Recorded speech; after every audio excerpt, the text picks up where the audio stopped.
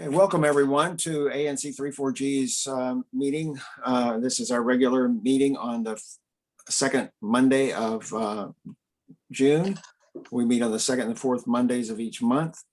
We're glad to have you tonight. I am Randy Speck. I'm chair of the ANC, and I represent the single member district that is 3G03. And that is basically the area between Nebraska and Utah and Broad Branch. And we'll begin first by introducing all the commissioners. Lisa, you want to begin? Yes, good evening, everyone. My name is Lisa Gore, and I'm the commissioner for ANC 34G01, which serves Hawthorne and Barnaby Woods. And my district is bounded by Western Avenue, Oregon Avenue, Beach Street, a little past Pinehurst Circle, Upland, and parts of Tennyson. Thanks. Connie?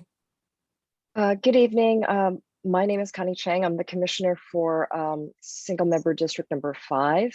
And my district is bounded by, I guess, the east side of Connecticut, starting at Legation, and it hooks around Western, it goes down Broad Branch Road.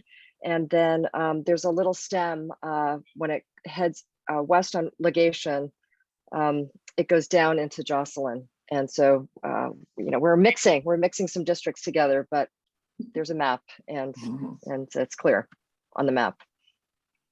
Glad to be here. John? I'm the commissioner for Area 2. The boundaries are Oregon on the east and Utah on the west, with military on the south and Wise Road on the north. Peter? I'm Peter Gosselin. I represent District 6, which runs from the Western Avenue border with Maryland and the Chevy Chase Circle, down Connecticut on the west side to military to 41st, and back around to Western, with the peninsula running off to the east to Chevy Chase Park. Yes. Michael? Michael Zeldin. I represent 3G04, which is the part of Broad Branch on the school side at Morrison over to Tennyson, between parts of Broad Branch, parts of Utah, parts of Weston. It's 3G04. Okay, thank you all. We have 6 commissioners. We're probably going to be joined later by Commissioner Framboludi, who said he was going to be a bit late. With 6 commissioners, we have a quorum, and so we can conduct business tonight. Just a couple of words about the procedures that we'll follow. As we have in all of our virtual meetings for the last year and a half, we will be having the commissioners with audio and video. And for attendees, when your term comes for a participation in the discussion, Commissioner Gore will elevate you to a panelist position, and you'll have audio and video. For the attendees who have questions or comments, you can put your comments in the chat, and you can put your questions in the Q&A, and we will try to respond to the questions in the Q&A. If we don't get to all of the questions in the Q&A, we'll make a copy of them, and we'll try to get responses back at some point on our website, probably. Also, if you are expecting to be a participant, either to ask questions or make comments with audio and video, or as one of the participants tonight, please rename yourself so that you are recognizable with your name, so that we can see where you are and can elevate you to a panelist. Okay, the first item we need to do tonight is to adopt our agenda. And the agenda has been posted on various listservs and on Nextdoor and on our website. Are there any modifications or changes that we need to make in the agenda? I should mention that we have added this week, during the week, an additional item on the agenda with a presentation and discussion with Chancellor Ferebee about the mayor's FY 2022 budget. And so that's going to be the first item on the agenda, but that was added and posted as well. Any other changes that need to be made? Okay, all those in favor of adopting the agenda? John? 6-0, okay. I have a few announcements to make. The first is with regard to the DC Water lead service line removal. For those of you who follow our commission closely, you'll know that we've been involved in this issue for quite some time, for several years actually. And the commission approved testimony for the budget hearing for DC Water at our May 24th meeting. And we urged the council then in that testimony, which was also for DOEE, virtually identical testimony, to allocate $350 million in federal funds to DC Water to remove all of the lead service lines by 2030 at no cost to customers. And this was partly because those federal funds had specifically called out their availability for the removal of lead service lines. And so we thought that this was a very good appropriate use for those funds. It was supported by DC Water and by 6 council members as well. On June 7th, however, the night before the DC Water budget hearing, DC Water released its lead-free DC plan. And this was something that they had hinted at a number of times before, but had released it for the first time just hours before the beginning of that hearing. Several advocacy groups have since then been studying that plan, and there are a lot of questions that we still have about it. There was testimony then today at the DOEE budget hearing about that plan and the things that needed to be done to understand it better and to make it more responsive to the real need. And it sounded like Councilmember Che, anyway, was interested in particularly the idea of an advisory board that would be created, that would be interagency and would respond to DC Water's plan and examine it carefully, critically, and provide not only an analysis of the economics of the plan and the efficiency of the plan, but the equity of the plan and how it's going to be rolled out to the community to make sure that the community is well aware of what's going on. So we'll have to stay tuned on that one. That's obviously going to be one we'll continue to monitor. The second is also an issue that we've been involved in, and that is vacant and blighted properties. Following the Committee of the Whole's roundtable hearing, which was a couple of weeks ago, where our ANC submitted testimony about 7 vacant or blighted properties in our area, Chuck Elkins, who's a commissioner at ANC 3D, suggested that their DCRA should adopt a pilot project with 1 or maybe 2 ANCs to test ways to address this problem more comprehensively and more aggressively.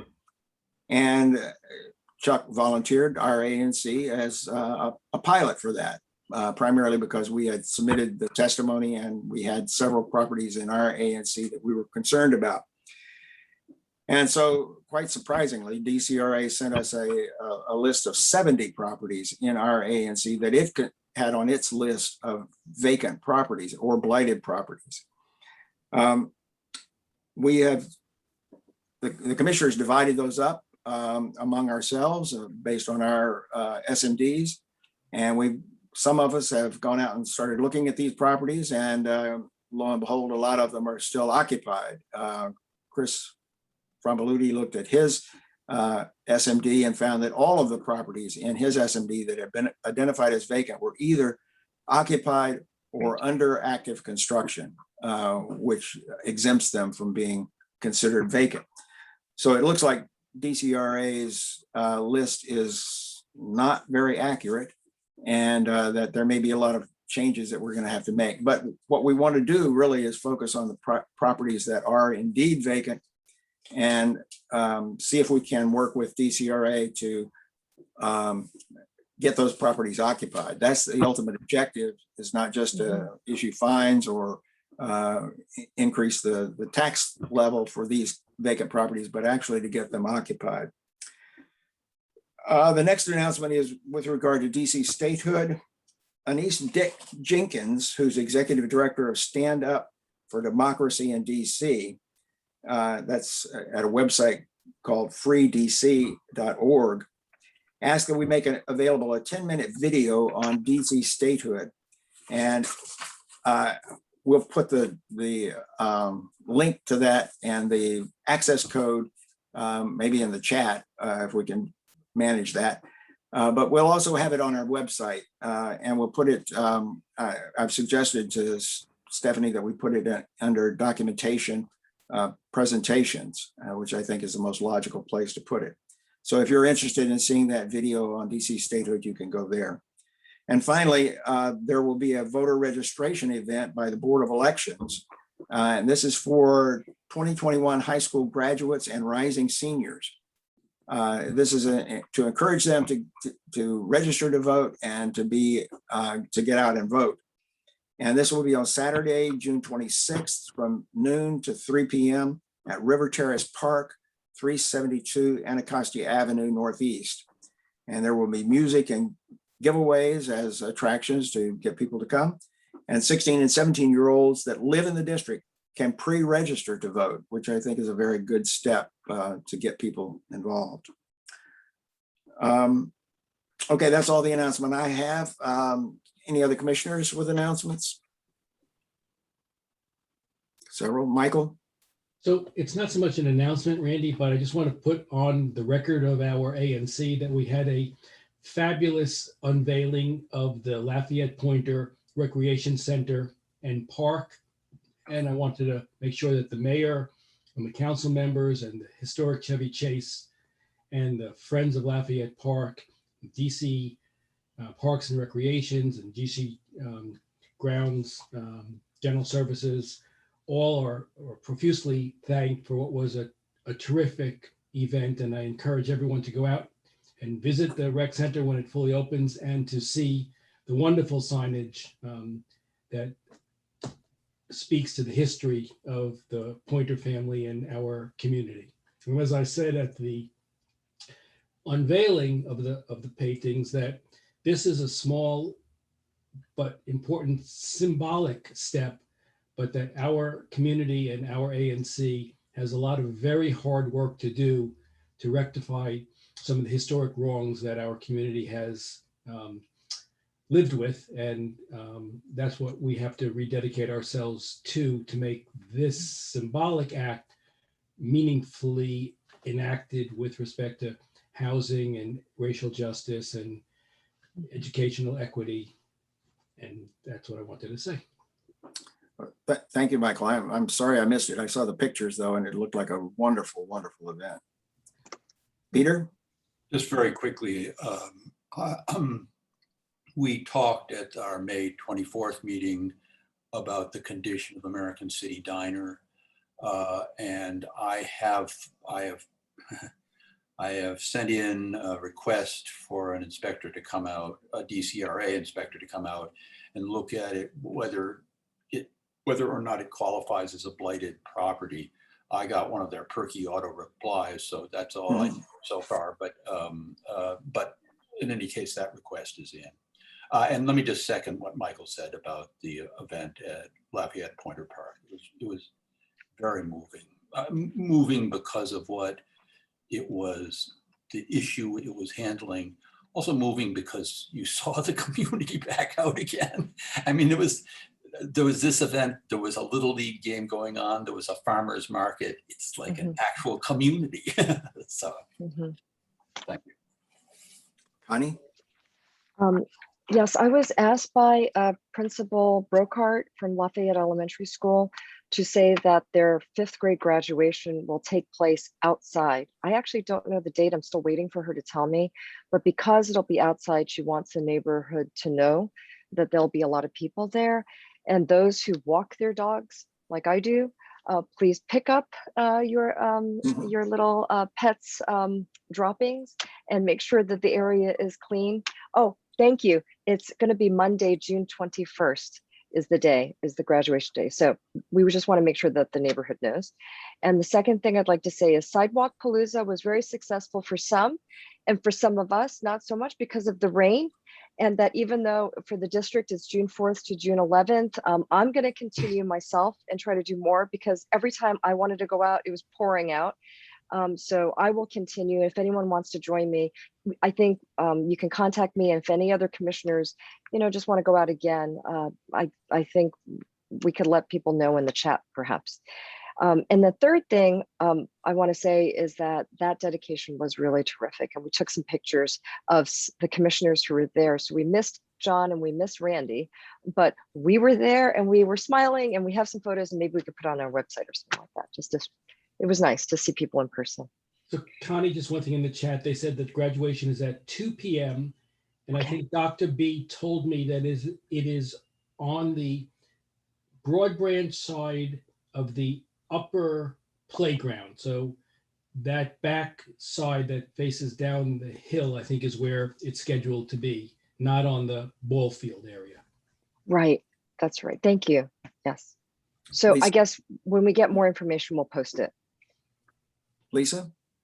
Yep, just wanted to thank my folks in 34G01, so all the people in Hawthorne, Barnaby Woods, for your participation in Sidewalk Palooza. Like Connie said, it was a great event. We were very successful. We had quite a few tickets initiated. We even had some tickets initiated. Might be your district, Randy, the one where the lady sent in the photos where she had fallen before.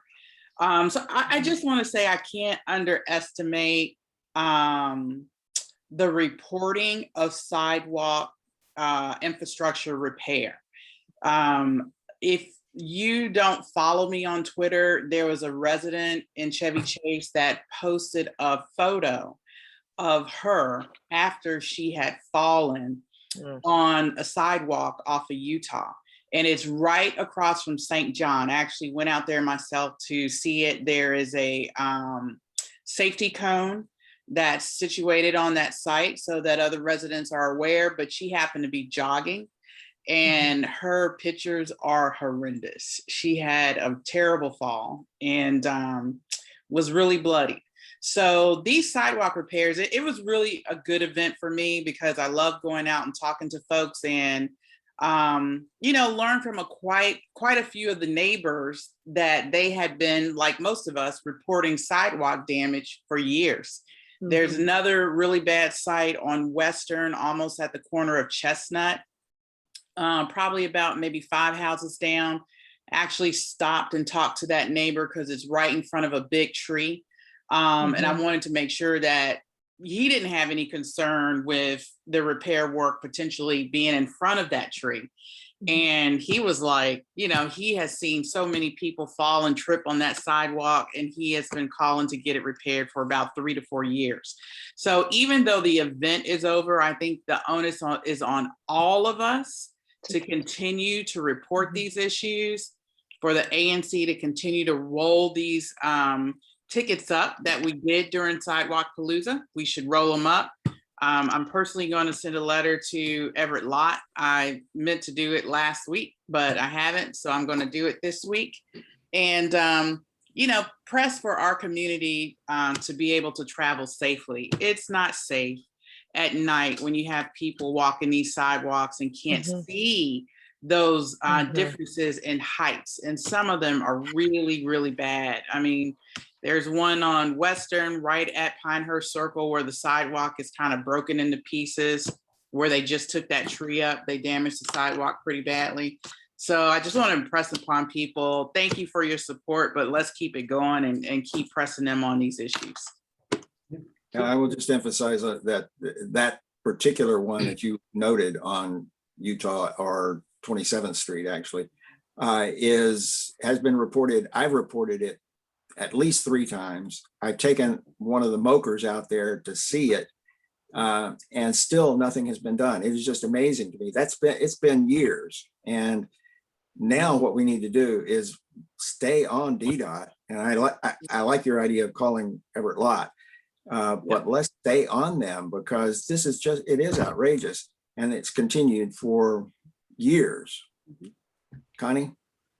I was going to say that I did go out and I met some neighbors who, you know, with the sidewalk, with the tree roots, the sidewalk butts up, and those who care about the trees are worried about the repair. And so Lisa and I did talk about it at one point, and I think we need to get the agencies together to figure out solutions for those spots. And on Nevada, where I am, there are few areas where it really is like it's very uneven, like uneven on one side, uneven on the other side, and you really can miss it as you're going, especially little kids too who are walking to school. So I'd like to be able to protect the seniors and the little kids and those who have, you know, sight issues, who can't see, and especially as Commissioner Gore said, at night it's even more difficult. So we have to do something about it because it is important.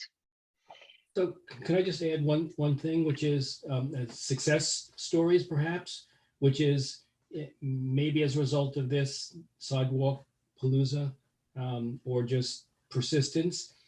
The DDOT this week repaired the sidewalk in front of 3114 Rittenhouse, which has been in the system for a while.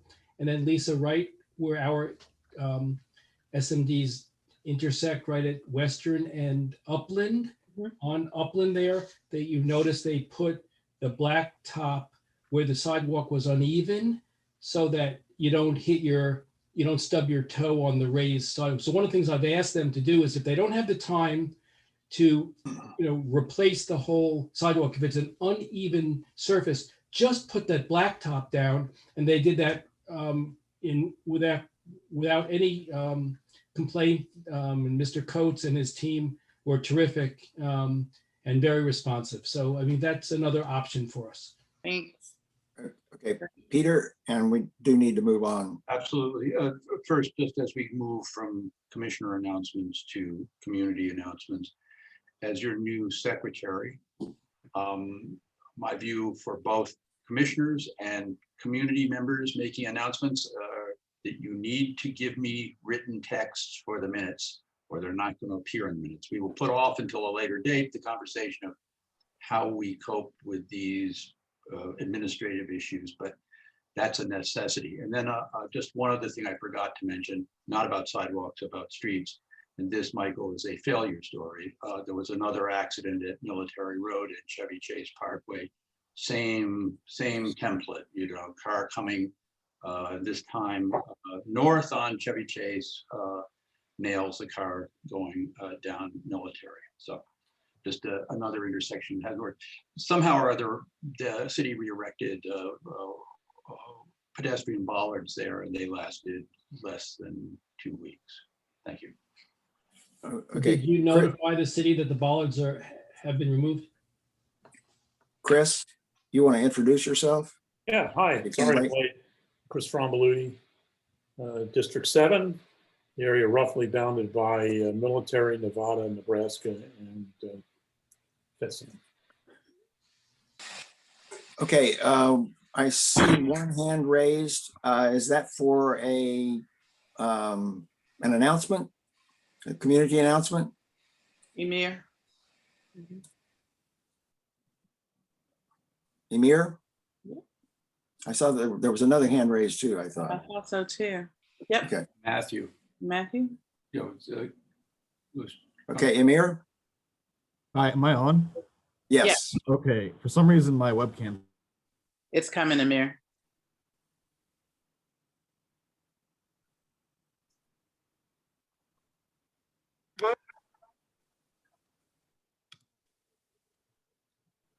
All right, here we go. Good evening, everyone. My name is Amir Guravantab. I'm the Ward 3 liaison. Before I begin, I just wanted to say a couple things. First, regarding the sidewalk palooza, commissioners and residents, please forward or CC me in any of these sidewalk chains, because I'd like to get involved.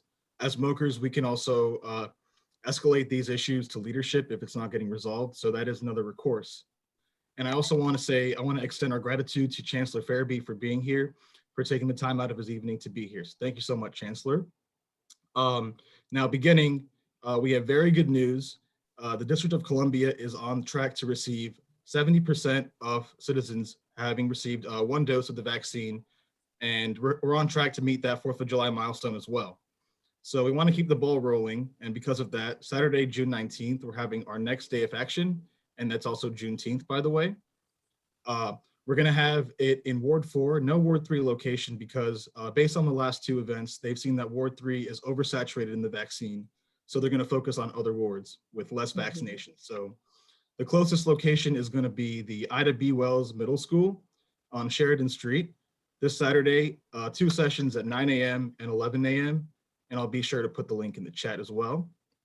And moving on from those good news, last week, DC also ended all restrictions on commercial and public activity regarding bars, restaurants, and nightclubs. So as Mayor Bowser announced on Saturday's LGBTQ Pride March, DC is fully open, and we're very happy to say that.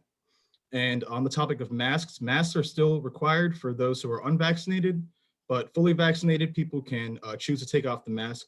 With that said, we still recommend that you carry a mask with you if you're going out, as some restaurants and shops, locations might still require the mask for now. So be sure to keep it on you.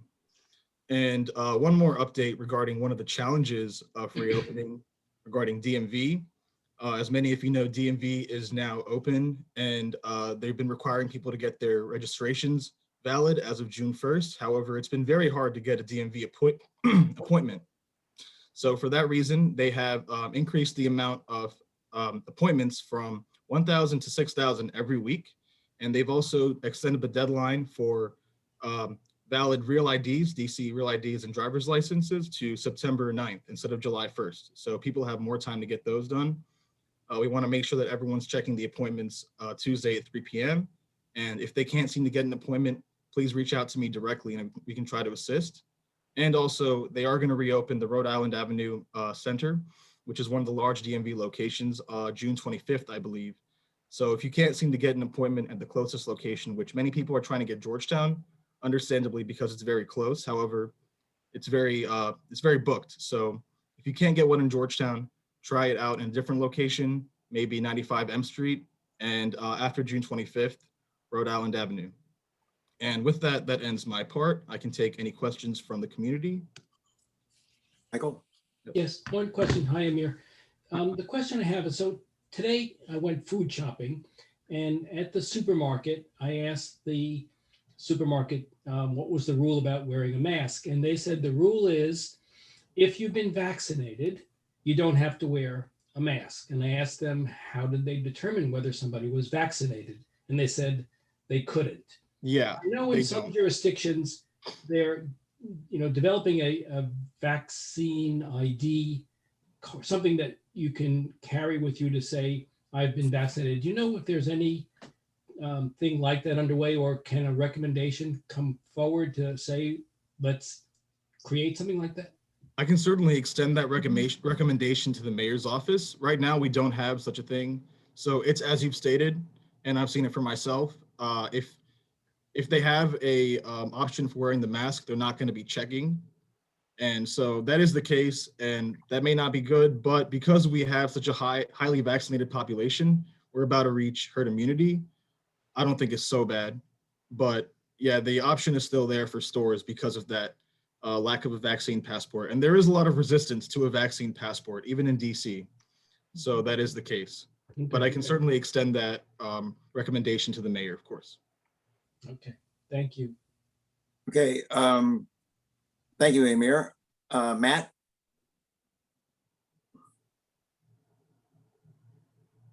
Good evening, everybody. Can y'all hear me?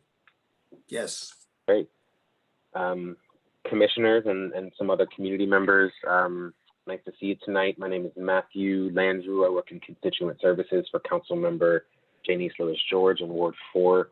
I will drop all my contact information in the chat, and I will say my phone number aloud at the end of my my minute or so that you can write it down. So if you want to grab a pen in the meantime, you're welcome to. It was really nice to see some of the commissioners in person and actually see your actual human bodies as opposed to your floating heads at Lafayette Pointer Rec Center ribbon cutting, which was a lovely ceremony. Thanks to all of you who put in hours of work and advocacy, historical research, etc., to make that event what it was. I thought it was a pretty cool thing, and hopefully we can make it live on through our actions, through things like y'all's Anti-Racism Task Force. A few just updates from us. The most significant is that it's budget season. We've been busy with budget oversight hearings for 2-3 weeks now, maybe. There are a slate of budget oversight hearings this week, including the Department of General Services, the DC Jail, the Board of Elections, the DMV, the DC Public Library, Department of Parks and Recreation, as well as a few others. In some of those instances, it's not too late for you to sign up to testify during the hearings or to submit written or voice recorded testimony. We created a budget toolkit that can walk you or your neighbors through what testifying means. As we understand, it can be pretty inaccessible. That said, being in this virtual space, we think has made it a little bit more accessible for some, and we hope that you'll, take up the opportunity to, as a commission or as a resident or as a block, to submit some kind of testimony as to how you think money should or shouldn't be spent within whatever agencies we're providing oversight for this week. So I'll drop a schedule into the chat for your review. My only other update is regarding Upper Beach Drive. As some of you know, the council passed a resolution maybe 2 weeks ago now to basically petition the National Park Service to keep Beach Drive closed throughout the week, or a portion of Beach Drive closed throughout the week. The Councilmember Lewis George voted against that resolution in hopes that the National Park Service and the Department of Transportation could facilitate more robust analysis of what that would potentially mean for the communities around it, to ensure that there aren't any unintended consequences, traffic safety, pedestrian safety, or otherwise, as a result of that policy change. And I just wanted to update you, and I hope you already know, I might have missed it earlier as I was a bit distracted in the beginning part of this, but they will hold a virtual public meeting on Thursday, July 8th, the National Park Service, from 6 p.m. to 7:30 p.m. To present what they call a range of alternatives for the future of that corridor. There will be a public comment period where y'all can weigh in from July 8th through the 22nd. So I'm going to drop a link if you want to register for that as well. But otherwise, I can take any questions you have or just take your feedback, leave you with my contact information in the chat, as well as if you'd like, if you're joining by phone and would like my phone number, if you can call me or text me here. My number is 202-286-6311. Thanks, y'all, for your time. And we'll have Superintendent Washburn from National Park Service later in our meeting tonight to talk about precisely that. Got one raised hand. Catherine? Hi, can you hear me? Yes. Great. The Beach Drive mention, I just wanted to chime in since I've been working on some of the constituent organization there. The Eleanor Holmes Norton staff shared with me that she will also be holding a public meeting on Beach Drive closure on June 29th. So another opportunity there to share your input. And it is June 29th at 7 p.m. And they have asked that folks RSVP to nortonevents@mail.house.gov. So another chance to share your perspectives there coming up just next week. Thank you, Catherine. Thank you. Yeah. Okay, I think that probably completes our announcements for tonight. Let's move to the substantive part of the meeting. And the first is something Amir mentioned, that Chancellor Ferebee is here tonight to talk about the mayor's budget. And Commissioner Zeldin is going to be leading this discussion for the commission because our primary concern with the school budget, the DCPS budget, is with Lafayette School and Lafayette overcrowding in the Wilson feeder pattern. And Commissioner Zeldin has been, it's in his single member district, and he's been leading our efforts in that regard. So I'll turn it over to Michael, and we can elevate Chancellor Ferebee. There he is. He's elevated. Yeah, thank you. Good evening. Good evening. Should I begin at this time? Sure. Okay. Again, good evening, everyone. I'm Louis Ferebee, Chancellor for the District of Columbia Public Schools. It's my pleasure First, to give you some highlights of where we are in our planning and also DCPS budget for fiscal year 22. Thanks to the leadership and the vision of Mayor Bowser, our fiscal year 22 budget demonstrates a commitment to ensure that our schools not only recover from the health emergency, but come back stronger than before. What's key to that is in this budget, the mayor has committed to increase the uniform per student funding formula, what is utilized to fund both DCPS and the public charter school. And it's important to note that is happening in a year where we're experiencing a decrease in enrollment from this school year. And the mayor has included in her budget a 3.6% increase in the uniform per student funding formula. This allows DCPS to provide very robust and strong academic and extracurricular programming. In addition to the dollars for our school budget, this budget also includes a strong operating budget for investment in facilities. In our capital improvement plan, it includes an investment of over $1.5 billion. So between fiscal year 22 and 27, this allows us to complete our modernizations, actually elevate schools that were on a track to be fast track for their modernization.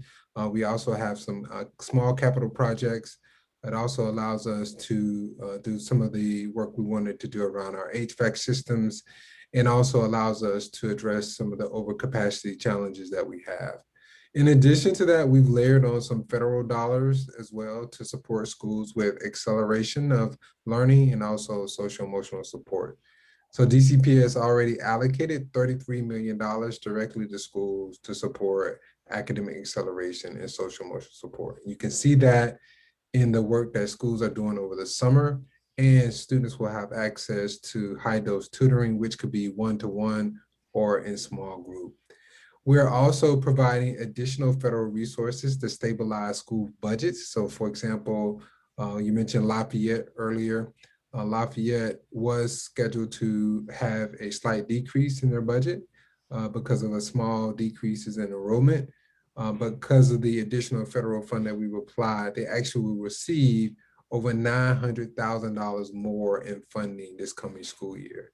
As a result of this work across the district, DCPS will have over 200 more school-based staff members. So that's 50 more teachers, 20 more mental health professionals, and others that will support students and families throughout the summer and next school year. To support students, we also have added additional summer opportunities. So we've added capacity to up to 19,000 students. Students can be served in person or virtually. And then we are also proud to have received a federal grant for teacher recruitment and retention. And so we're currently offering retention and recruitment bonuses for teachers for this coming school year. And then finally, the other investment that we're really excited about is our investment in technology. We set a vision 3 years ago to ensure that every student has a device in grades 3 through 12, and we're able to realize that vision this coming school year. So any student who entered the building will have a device, and for those students who need to have a device at home, they can take their devices home. And if there's challenges with connectivity, the new devices will be LTE enabled, which means that they can connect directly to the internet through those devices. We also are adding additional tech support to support families with software or hardware challenges. And then we're also updating teacher devices and infrastructure in schools, which includes the Wi-Fi and other supports that schools might need, such as whiteboards. In terms of health and safety, it is rooted again in our budget and our commitment to have students back in school full-time, 5 days a week next year, which includes next year continuing many of our health enhancements, for example, our HVAC enhancements to ensure that we mitigate the spread of COVID-19. In addition to that, we're offering the vaccine at many of our school sites for anyone 12 age or older. And we will be requiring face coverings for next school year.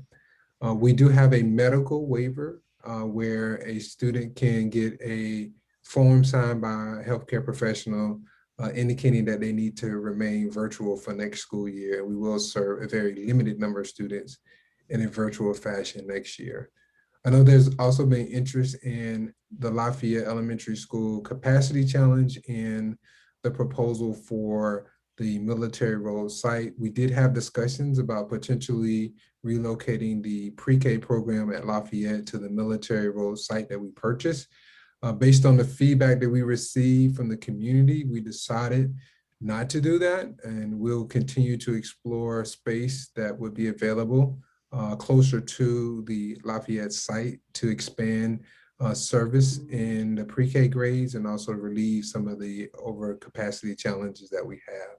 So as it stands right now, the Military Road campus will be our second early childhood education center that will serve students in grades pre-K 3 and pre-K 4. And it will also serve a small group of special need pre-K students as well. And that is slated to open this fall. And the first day of school for us is on August 30th. And the last topic of interest is the overcapacity challenges that we are addressing in our capital budget, which includes the purchase of a Foxhall Elementary School site and a secondary site, which was the former Georgetown Day School, Lower School. And that's located on MacArthur Boulevard.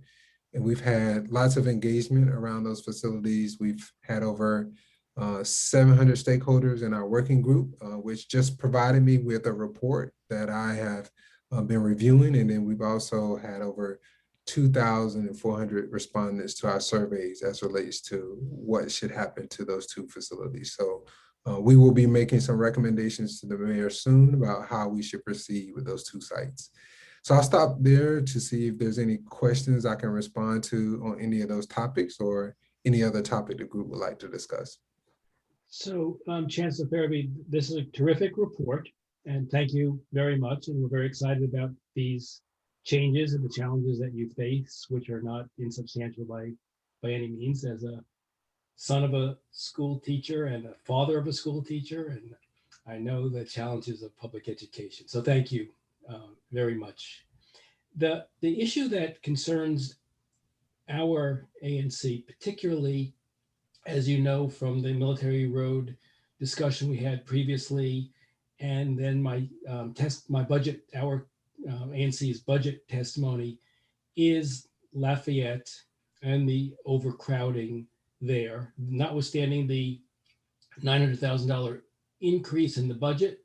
Because of space, they've had to cut the number of pre-K 4 classes from 4 to 3 because they can't fit them in the building. So even though they have more money, they have no space, and the consequence of it is to cut pre-K 4, which you as an educator and I as the child of educators and parent of educators know is a critical step in the development of children to have pre-K. So there is an immediate problem there. And as you know from the Military Road conversation, there also exists within boundary of Lafayette, within walking distance to Lafayette, the Episcopal Children's Center, which is a 7-acre, 4 building property, which is presently unused. They have signed a lease pending approval, I guess, from zoning and others for the fields for Murray. But we've been in conversation, our ANC has been in conversation with the ECC. They'd be very anxious to do something with us. I know from the Military Road conversation that leasing property is a challenge. But what I'd like to ask is, can we figure out a way, Chancellor, for us to collectively look together at, I guess collectively and together are the same words, collectively look at the Episcopal Center for Children near term as a possible solution, and long term for the overcrowding that Lafayette faces now. We know from the mayor's priorities, which is a priority that this ANC endorses, which is to add more housing, more affordable housing in our area, that is going to create additional, if everything works out properly, will create additional families moving into our area, which would then put collaterally pressure on the schools. So I guess what my ask is, our ask is can we start a process now to look at the ECC to see whether or not there's a way that we can begin to use it before a charter school or a land developer or somebody else takes it away from us and it's lost to us forever. Yeah, thank you, Michael, for that question. And I too have tremendous respect for the resiliency of our educators who have poured lots of service time and energy and supports into our students over the health emergency. And then the resiliency of our families have been phenomenal as well. So I'm extremely grateful to serve in a community where we've had a strong experience over the last 12 to 15 months for many of our students. We are continuing to explore in partnership with Department of General Services sites that are closer to the Lafayette School as an opportunity to relieve the overcrowding. But as you've highlighted, one of the trade-offs for not utilizing the military road site was not having a direct solution for the immediate future, being the upcoming 21-22 school year. The military road site would have provided that relief, but I understand that families would have preferred to remain closer to the campus. So as a result, we will have to trim the early child education programming. But as you've highlighted, that is a priority for us. We have had some conversation with the ECC. As you alluded to, we are not in a position to pursue a lease. That is not feasible for us.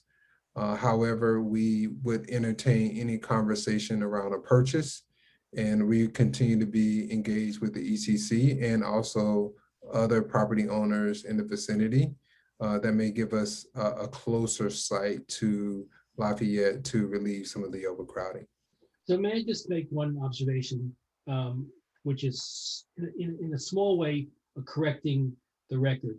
The consensus in our community was to not accept the military road option, not so much for its geographical location, but rather as an equity matter, because the school across the street from it had the same overcrowding issues as did Lafayette, and it was not offered the same opportunity to use the military road school. And so we felt as a community that had a very bad look to it, to move the entire Lafayette cohort down to that location when across the street there was a public school that was in need of additional space and who had a large number of their children in, according to them, fairly dilapidated trailers where they've been for a long time. So it really, Chancellor, was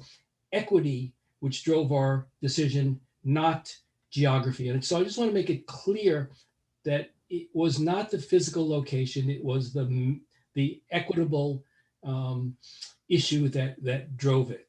Now, with respect to leasing. May I respond to that? If that's the case, I think we should at some point maybe revisit that conversation, because for the Ward 4 Elementary School, we can solve the space challenges with the campus based on the footprint of that campus where we can grow that campus. So I don't want that to be a barrier and a consideration.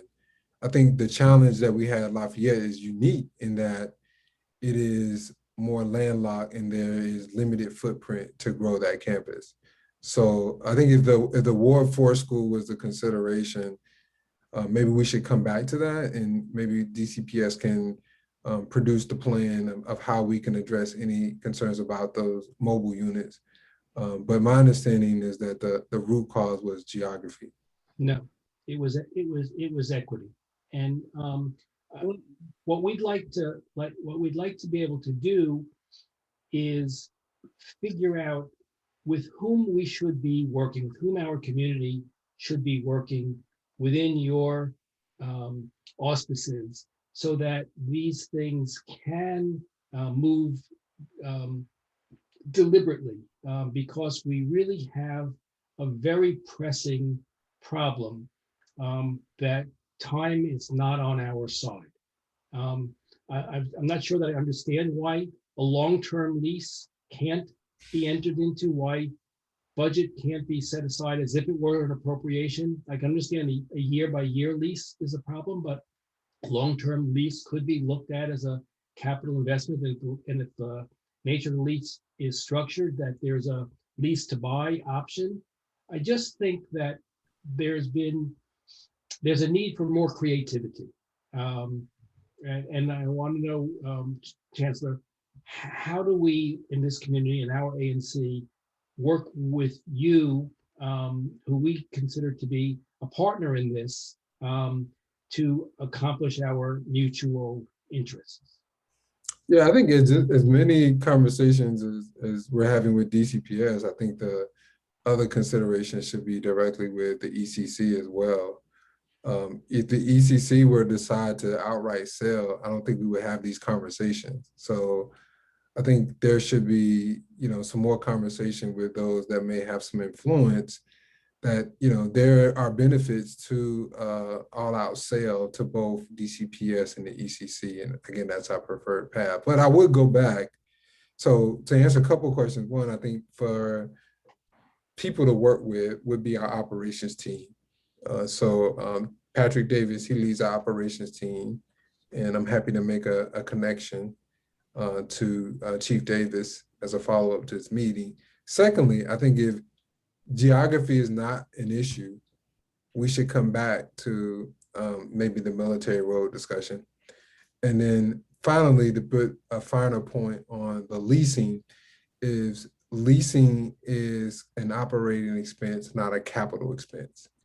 And so because it is an operating expense, we cannot make multi-years of non-capital commitments due to our fiscal responsibilities.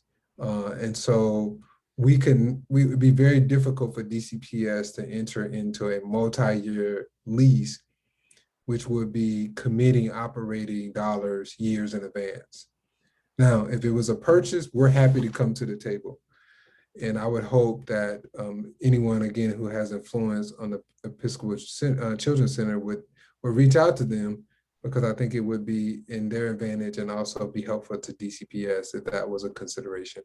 Well, maybe we can go there together. I'm happy to. Four of us have been there and spoken to Stephanie Nash, who runs the place. Perhaps we could put on your schedule an opportunity to come over. Your presence there, I think, would be very welcomed, and I think help facilitate the what we're trying to achieve.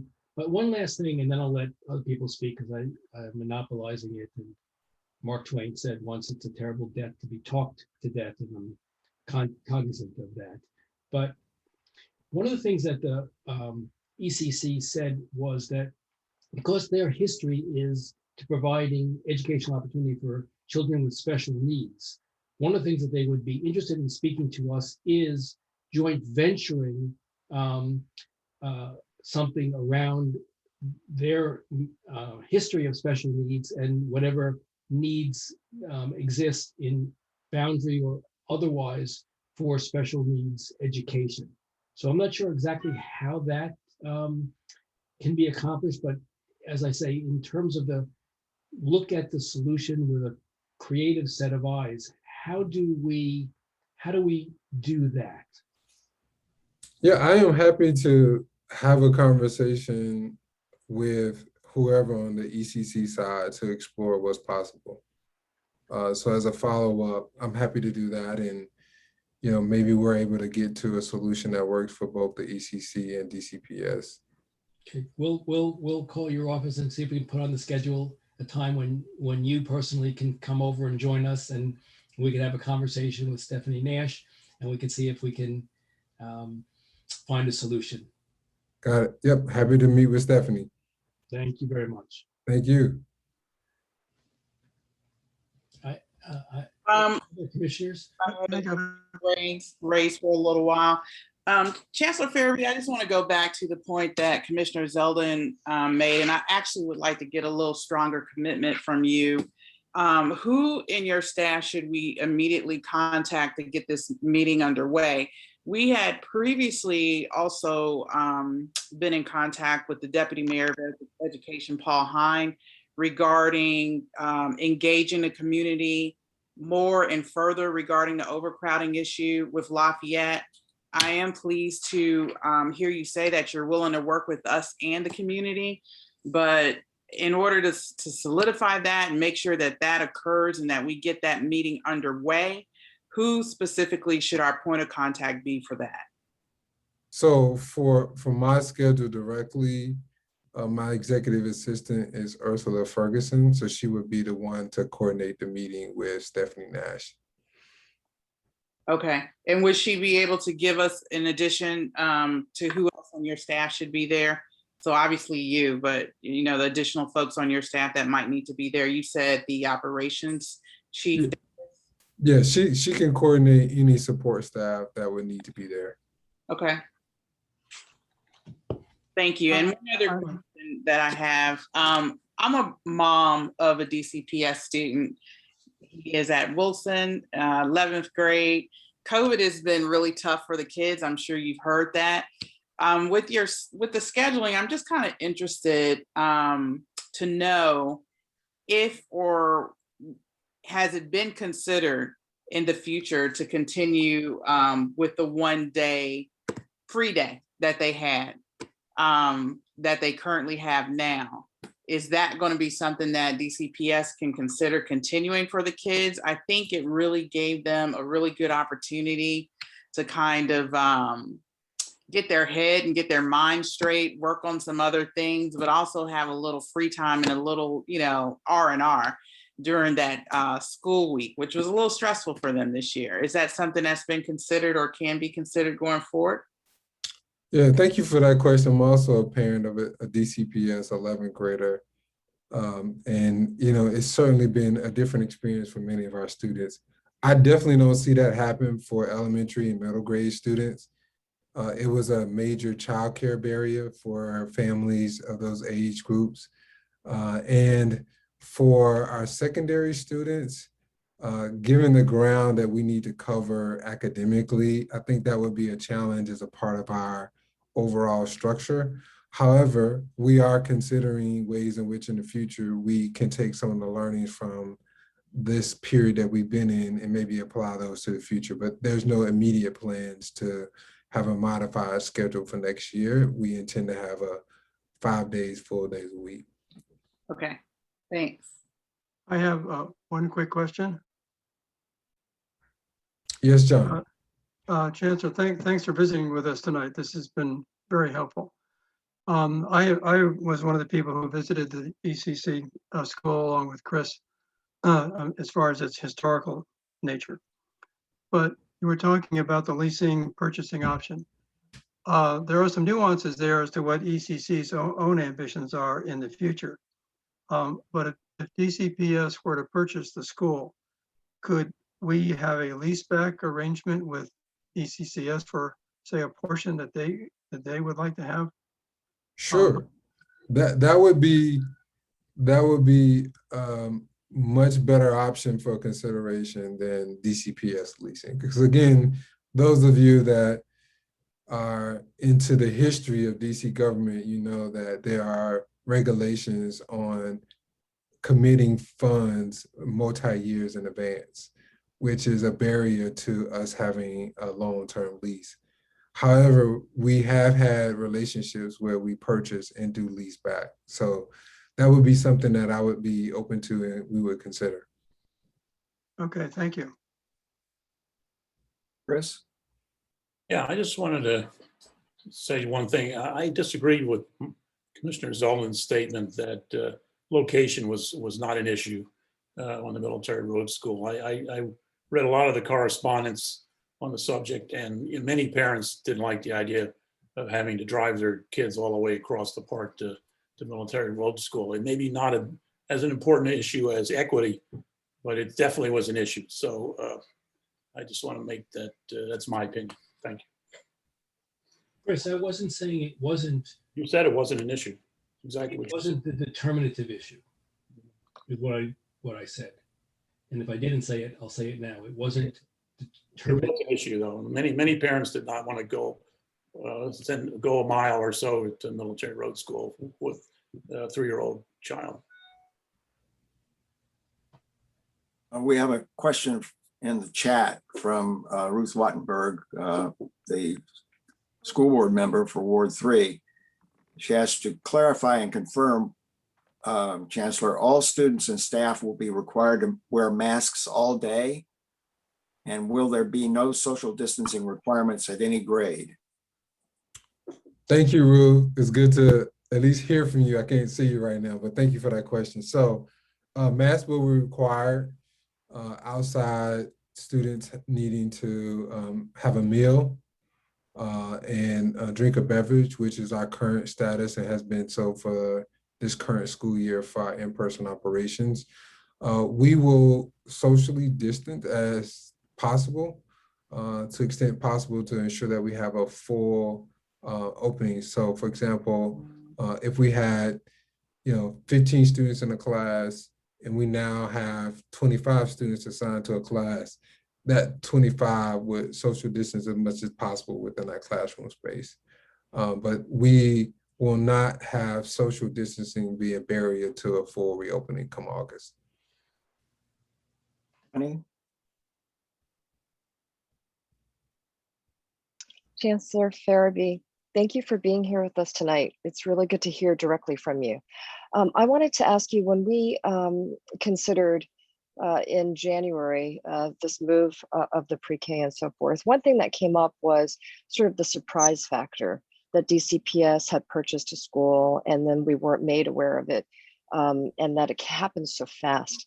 And so one part of the resolution was, is there a way that we could have and Commissioner Zeldin mentioned this already, a working relationship where there's a team in place? And you said in your remarks early on that you are looking for a space that's closer to Lafayette, for this kind of overflow. And certainly with the small area plan that's put in place where we have moderate density increases, projected for Upper Connecticut Avenue, and also with the great kind of population of seniors, we really do expect in the next few years to have even greater overcrowding. And so who can we work with? Is there a way that we could put together a working group so that if there are properties that are available, that we could be right there at the beginning to really consider it, to have a discussion, a more open relationship where there isn't a surprise and that we're reacting to something, but rather that we could really work in tandem with your office would be really helpful, I think. Because of COVID, there's been several businesses that have shut down. There are open spots, but not that many actually. And I think this is why we keep pressing for ECC, because we don't see available properties that really could accommodate students. And we do understand that DC is limited, but this is urgent. Education is really important, and families move here because they want to be in the system. They like it, but they are surprised when they don't make it in because there's not enough space. So would like to hear your thoughts on that, on how we can work together more effectively. Yeah, I think if there's ever any properties that become available and this group is aware of it, you're welcome to reach out to us as soon as possible. However, we take a very strategic approach and a very low profile in securing properties. We're often in competition for purchases, so it's not something that we discuss very broadly and publicly as we deliberate around properties. There are some properties in other communities that we're in play for right now. So we try to keep those close to the chest. But if there are some opportunities that you become aware of, yes, we would love to hear about those. And from the conversation today, I'm enthusiastic about maybe going back to the table, and it sounds like there may be some influence from this group with ECC. So I think as a first step, why don't we have that conversation and see where it takes us? That'd be Thank great. you.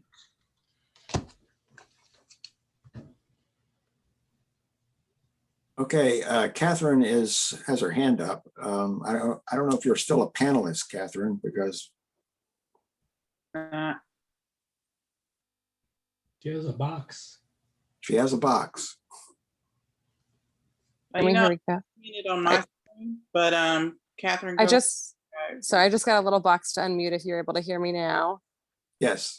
Okay, great. I really appreciate all of this discussion. Just wanted to add an incoming parent perspective. My family and I did just move to Hawthorne during the pandemic. Very much excited about the school system. And we do have a toddler now. And so we are very much anticipating that preschool stage. And I did just want to underscore, I think I agree with a lot of what the commissioners have raised this evening. And I think, you know, for us, our understanding coming into this is kind of new in the system, parents, is that DC really has a neighborhood model for schools. And I mean, just looking at the map, our home is 4 miles from the proposed military road site. So I think to underscore that, you know, things go up pretty high in this area in terms of that tip top corner of the city. So when we're looking at kind of geographically where a good fit is, to really remember that, you know, we're not all down at Military Road when we think about what would be close for folks to commute to. So I understand that geography was not the only consideration, nor absolutely should it have been. But I do think it is important to remember kind of the boundaries of this area, and that a 4-mile drive to drop your kid off at school can be challenging when you're also factoring in commute and other aspects. And I think along the lines of what was discussed of being able to kind of get ahead of the 8 ball on some of these acquisition decisions, I very much agree that it felt like a very kind of last minute knee-jerk reaction that we were able to have in terms of any kind of public input on this site. So even if some of those negotiations are close to the chest because of the need to be somewhat confidential about that to maintain your edge in kind of negotiations, if there's a way to better understand important criteria upfront, perhaps that can help to inform those discussions, even if you can't say, you know, we're considering purchasing this site. Maybe if DCPS has a better understanding of what would be a good fit for this district and really what parent concerns are before sending out a reactionary survey, I think that might really help to improve the process, because I certainly agree that it didn't feel like Military Road was the right fit. That doesn't mean that I don't want pre-K for my son within his school district. So I agree with the need for, I think, more creative thinking around this and an ability to anticipate some of those needs to have a good fit so that kids in our district do have PK4 and ideally at some point even PK3 available to them. I think that that is a fair expectation for parents to have as they are moving into this district that really is a magnet for people who are excited about the great marks that these schools get. And the more people we can accommodate in the system, the better, rather than making it a situation where because we think that there are issues with one site, we now no longer have access to pre-K. Thank you. Thank you, Catherine. We do need to move on. We thank you very much, Chancellor, for being with us. I just have Michael, we've got to move on, but if it's very quick. I have one quick thing, which is, this is my last question, which is if enrollment numbers, which are trending lower at the moment, if the enrollment numbers continue to trend lower for this upcoming year at Lafayette, how do we revisit the issue of adding back in the 4th pre-K4 slot, provided, you know, the space exists? Yeah, we would certainly come back to planning for future years if we see a consistent multi-year trend in enrollment. I really just don't see that happening. I think this past school year was an anomaly. I think once we return back to a full reopening, we're going to see some of the same growth and trends that we saw pre-COVID. But if we don't, we can come back to that. But I'm very confident and optimistic that we'll see the growth that we were seeing prior to. Home sale trends indicate that, and interest and lottery also indicate that. And I do appreciate Catherine's point around, you know, try to keep engagement as you can out in the forefront, and we will consider that feedback. But when we see a facility that we know we can utilize for early childhood education, we're going to jump on it, because even if it's not a boundary site, we are seeing success with the citywide early childhood education sites as well.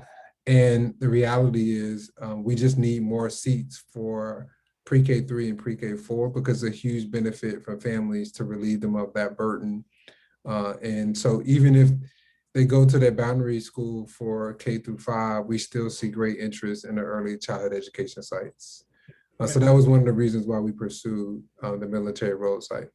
Okay, just keep an eye on enrollment at Lafayette for 21-22 school year, because We will. It would be, if enrollment is low, it would be much better to add the pre-K 4 back than keep an empty classroom. We will keep our eyes on that.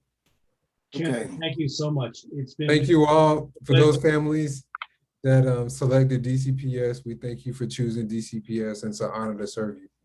Thank you, Chancellor. Thank you. Thank you. Okay, I'm going to suggest that we go now to the discussion with Superintendent Washburn at National Park Service, Yes. rather than doing the reports on the small area plan and racial and social equity. I know there are a lot of people in the attendees who are waiting for Superintendent Washburn's presentation. Peter?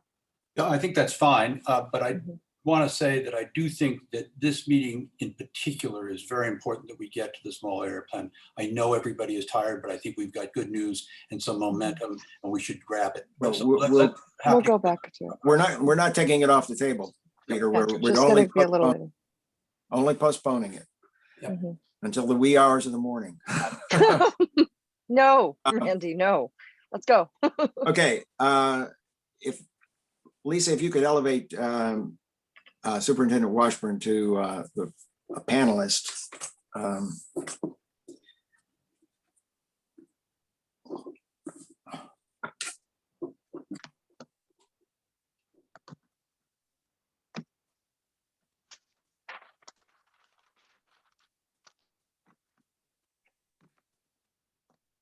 Should be coming up. Okay, Here I am. Hi Can you there. see me? Yes, Hi, we everyone. can. Great. thank you very much for being here. We've had a number of discussions over the years with Superintendent Washburn about a variety of issues, including things like changing the name on the fountain at Chevy Chase Circle. And she's been extraordinarily helpful for us, and we've enjoyed our working relationship with her on a variety of issues related to the national park, Rock Creek Park in particular. There, as everyone knows, there's been a lot of discussion on the listservs and on Nextdoor and in a variety of other forums about the future of the Upper Beach Drive that has been closed to most vehicular traffic throughout the pandemic. And we heard earlier from Amir about, and from Matthew about the issues there and the action that the council's taken. And we heard also about the upcoming engagements that the National Park Service is going to have, as well as Congresswoman Norton's engagement. But we thought it would be useful to have Superintendent Washburn here for our meeting. She's been very gracious enough to participate in tonight's meeting. We know there have been a lot of discussion about this. I know Commissioner Gore held really a quite outstanding forum with Janice Lewis George, with a lot of community members who participated in that. And I don't know that we'll have time tonight to hear from everyone who might want to speak about this. It's going to be we've had a lot of comments that Commissioner Gore got, and we're going to have opportunities at the National Park Service forum for them to be heard then. And so we just wanted to hear directly from Superintendent Washburn about what the process is going to be and what we should expect coming up. And then we've got a couple of other questions about other issues related to the park that we'll deal with after we've discussed Beach Drive. So Superintendent Washburn, you want to tell us where we stand and what we can expect? Sure. So as you all know, we received a request from Eleanor Holmes Norton's office to maintain the COVID closures that were currently in place on North Beach Drive permanently. We also received a a resolution passed by the city council to that effect as well. And we are obviously very aware of the popularity of the closure during COVID-19, where literally thousands and thousands of recreationists have enjoyed the Upper Beach Drive area and have been using that space in so many different ways. I mean, I've seen people on inline skates and on those cross-country skis that have wheels on them and wheelchairs and strollers, et cetera, et cetera. And I think that the Beach Drive closure has been really helpful for giving people more space to recreate outdoors during this really difficult period. Actually, I'm seeing that the park is just being really has overflowed with visitors in all aspects. So we're willing to consider the permanent closure of Beach Drive, North Beach Drive, and that would include what we currently have open. It would include the access points from Joyce Road up to from Picnic Groves 6 through 10, which is currently open, and that would remain open. The rest of the road would remain closed. And we're considering that. We're also considering other alternatives as well. And we are very anxious to hear from the public. So we will be conducting an environmental assessment, which is a process under the National Environmental Policy Act. Any kind of big policy management decision that we make will always go through an environmental assessment or an environmental impact statement. That process is beginning now. We will be holding a meeting on July 8th, which will be a virtual open meeting. We will have a comment period for 45 days on any comments that the public would like to share. And that all of that information will be taken into consideration. We will formulate different alternatives. And it's not an all or nothing, actually. I mean, we've been talking about it in sort of a binary way of thinking, which is either it's closed or it's open. But there may be some other alternatives in there that are acceptable to all. So maybe I'm throwing out ideas, but it could be that just one section of the road is closed, not all the way up to the Maryland line. It could be that the road remains closed for recreationists Friday through Monday. So extending the closure a couple of extra days, but keeping it open during the week when we know there's more people are commuting down to work. So we'll be doing this anyway. There are many things, many options to think about. We'd certainly be open to the public's thinking as well and ideas on this topic.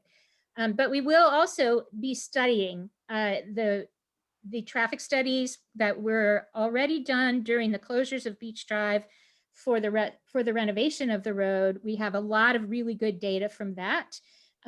And we will be gathering more data working with Volpe, which is sort of the research arm of the Department of Transportation. They'll be helping us out on this. And so we want to work closely with the Department of Transportation, with DDOT, also to look at, okay, well, if there's traffic issues being pushed out into the communities as a result of Beach Drive closure, can those, to what extent are those, what impact are they having, and can they be mitigated in any way? I will just say that right now, the Park Service is neutral on this topic, and we're engaging in this open process to hopefully come to a conclusion that will be satisfactory to all. I'd be happy to take questions or comments. Let me just ask one question before Sure. we get to the other commissioners. You indicated there's going to be some other alternatives that might be considered. Might some of those alternatives include opening just for traffic just during the rush hours and closing it during the middle of the day when other people can use it just for recreation? Is that a possibility as well? Sure, that's a possibility as well. We are concerned about overstressing the U.S. Park Police with too many openings and closings. They're already doing, the Rock Creek and Potomac Parkway reversal of lanes during rush hour. But it certainly is on the table. In fact, we're open to any ideas at the moment of ways that we can satisfy both the recreationists and the communities that live around Beach Drive and the commuters. Is there some middle ground there? That's definitely a possibility. Lisa? Can you explain just how the process of the environmental assessment? So what are you guys gonna assess? And can you just give us a little bit more explanation of how that factors into the neighborhood surrounding Rock Creek Park and those closures? So I represent, the reason why I had the meeting is I represent the single member district that is closest to Rock Creek Park. So Hawthorne, Barnaby Woods, I live right off of 31st Street, which backs up off to Oregon. And there is a tremendous traffic burden that we've already been undergoing. We're going to have further traffic burdens. We still have Oregon Avenue with the issue. We have, a water project or water pipe replacement project, I think on Tennyson coming down the pike. So Chestnut Street sidewalk project is coming down the pike, and we are kind of the perfect cut through neighborhood. So how is your assessment going to objectively look at the data and the traffic patterns in the neighborhoods and how those will be affected? And I'll also have to add the neighborhoods that not only in our ANC, because there was a lot of people on that call that were in other bordering ANC, so Shepherd Park, some in the heart of Ward 4. So to throw those in there for you as well. Yeah, absolutely. Well, we will be using the traffic engineers from the Volpe Center to look at traffic patterns as they play out in the neighborhoods. As I said, we'll be using some historical data from 2017 through 2017 through 2019, but there will also be some data collection now, and we will be working closely with the DC Department of Transportation, who has graciously agreed to think this through and look at the neighborhoods, the traffic patterns in the neighborhoods. So I'm not a traffic engineer, so I can't tell you exactly what the studies will look like, but I can guarantee you that this is being taken very seriously, and the traffic patterns are being looked at and will be. So on the 2017-2019 studies that I'm aware of, they didn't come into the neighborhoods in terms of Hawthorne, Barnaby Woods. They did not come into the adjacent neighborhoods of the park. So unless you have different information. So I'm a little concerned about that. And is there any room when this traffic pattern design is being formulated to include community input? It's really important, I think, that our communities, that you focus on the right neighborhoods when we're talking about these traffic patterns. And I think the community knows those patterns best because we live here. So we know what streets are the cut through streets. We know where people are diverting. What's the likelihood that, maybe ANC representative or community representative can be involved in that process? So the way that the public can be involved is through the NEPA process, the National Environmental Policy Act process. And so we are going to have a 45-day comment period. What I would suggest is that you put into your comments that you submit very specific data and information that you are privy to. And it will definitely be considered. And then once some alternatives are pulled together, there will be another public comment period where you can weigh in on the impact that you think that that particular alternative would have on your community. So there's going to be plenty of opportunity for public engagement. I'm not sure exactly the process that DDOT will use as well, but I think we're all about learning from the public as to what the impacts would be for any of these particular alternatives and making sure that any impact to local communities would be mitigated appropriately or not done, that it's not done. To work with DDOT on that. I guess my final comment on this is that, the community is disadvantaged. We don't have specific data. I live on 31st Street. I haven't counted the cars that through my community, nor the ones that, barrel down Chestnut Street. So it's important, and I really want to stress, the community is disadvantaged in this process because we don't have access to that data or the engineers. That's why I'm asking, how can we be involved in that formulation process to make sure that the engineers and DDOT capture the right streets? So maybe there's an opportunity to work with DDOT. I came from the federal government, so I know you guys have your rules to follow, but I would hope there's some leeway there, and, just an opportunity to work with the community. This was another incident, kind of like with the Lafayette, that was, put on a community at the last minute, and we certainly didn't get to have their input in this process. So it's really important, and particularly for me representing single member District 1, that my constituents get heard in this process. And Yeah, that absolutely. design. Totally makes sense. And also, you can gain access to all of the traffic data that is, that is being studied, and the results, the summaries of those reports as well.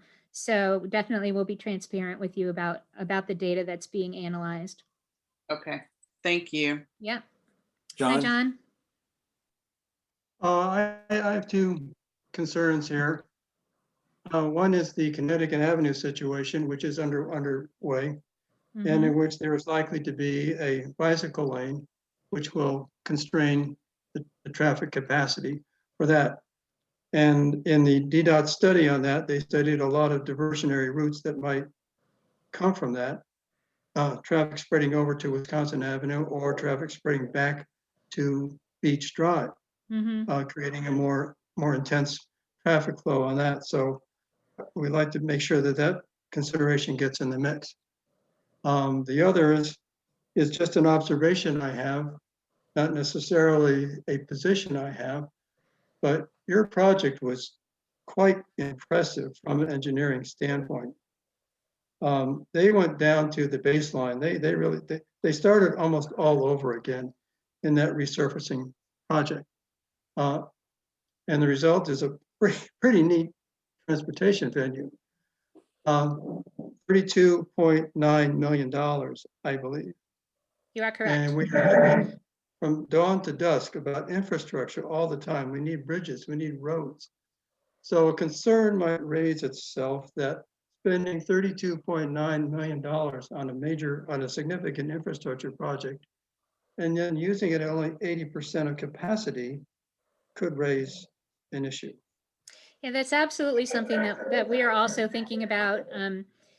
A lot of the funding that was spent on the rebuilding, and we did rebuild the road from the ground up, a lot of the funding that was spent on rebuilding was on the lower portions of Beach Drive and not the upper portion. But you're quite right. It's been a very big public investment. And so the question remains, is it a public investment that we should, make a decision where it's not going to be useful for cars anymore? Now, one could say that the life of the road will be extended without the cars, but there's points of view on both sides of that. So I definitely understand where you're coming from, and it's something we're taking seriously. Michael? Mute. So you may have said this already, but I was just wondering, as part of your evaluation, is there an environmental impact component to it? That is to see what the impact on the park is to reduce the number of motor vehicles that are traveling through it on a daily basis? Is that going to be part of the evaluation criteria?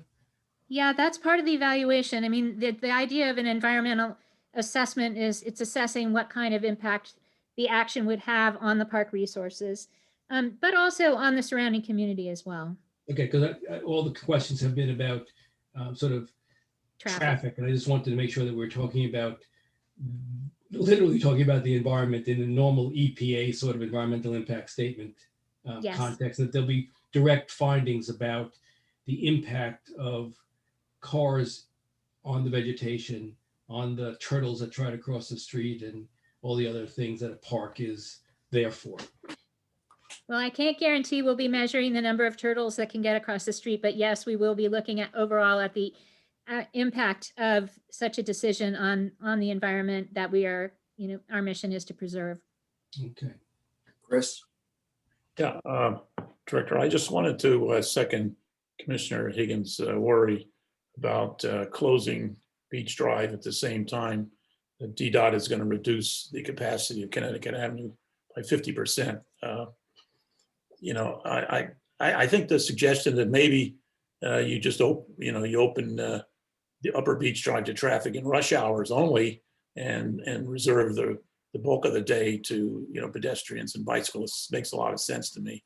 But I just don't see shutting down two major commuter arteries and just let's see what happens. It's just and I don't totally trust some of the traffic survey projections that, oh, it's fine, there's lots of extra capacity on the streets. That I'm not seeing that in reality. I see lots of traffic jams and lots of angry drivers. So I wish you would consider that.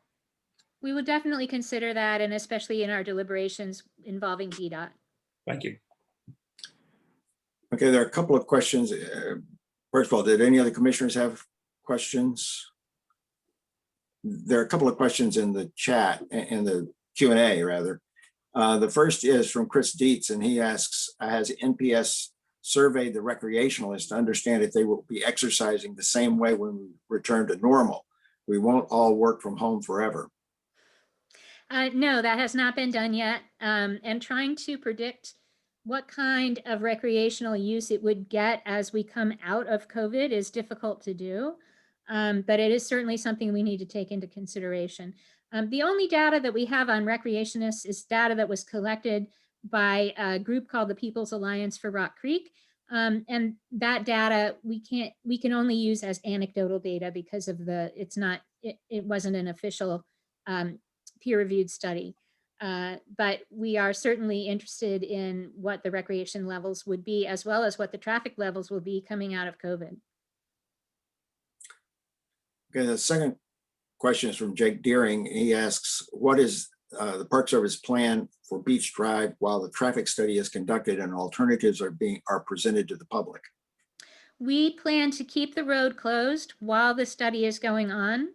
It'd be over the summer as people are still coming out of the COVID-19 pandemic and there's still need for socially distanced recreation. So we'll be keeping it closed during the study, but we hope to wrap up the study in September, October. Okay. And finally, DDOT has already, this is Art, doesn't have his last name. Art says DDOT has already made a statement that they can absorb the commuters from a permanent closure. He asked, how can they be trusted to conduct an unbiased traffic study if they've already given the conclusion? Well, I can't speak for DDOT, obviously, but I can say that our traffic engineers are working closely with them. And so we are interested in an unbiased assessment, the National Park Service is. So we'll work as hard as we can to get that. Okay. I know that there are a couple of hands raised, but what I would suggest is that because there's going to be a substantial comment period, plenty of opportunity for people to express their concerns, that we hold off on having the concerns discussed tonight, and that we instead go to the other two issues that that Superintendent Washburn is here for, and that we'll take those up at another time. I see Catherine wants to speak about the petition. Is there a consensus that we should let her talk about that petition? I mean, if we let her talk about the petition, then we need to. Yeah, I think we should cut it off, really. There's going to be plenty of opportunity. People are going to have ample opportunity, both at the Park Services engagement process and in the engagement that Congresswoman Norton is going to have. Okay, let's move to the two other, what I think are pretty short answers. Some time ago, last year, I think, I was in a meeting with you and you mentioned the possibility that there might be a bike and pedestrian pathway being considered along Military Road through the park. And I know there's a great deal of interest in that.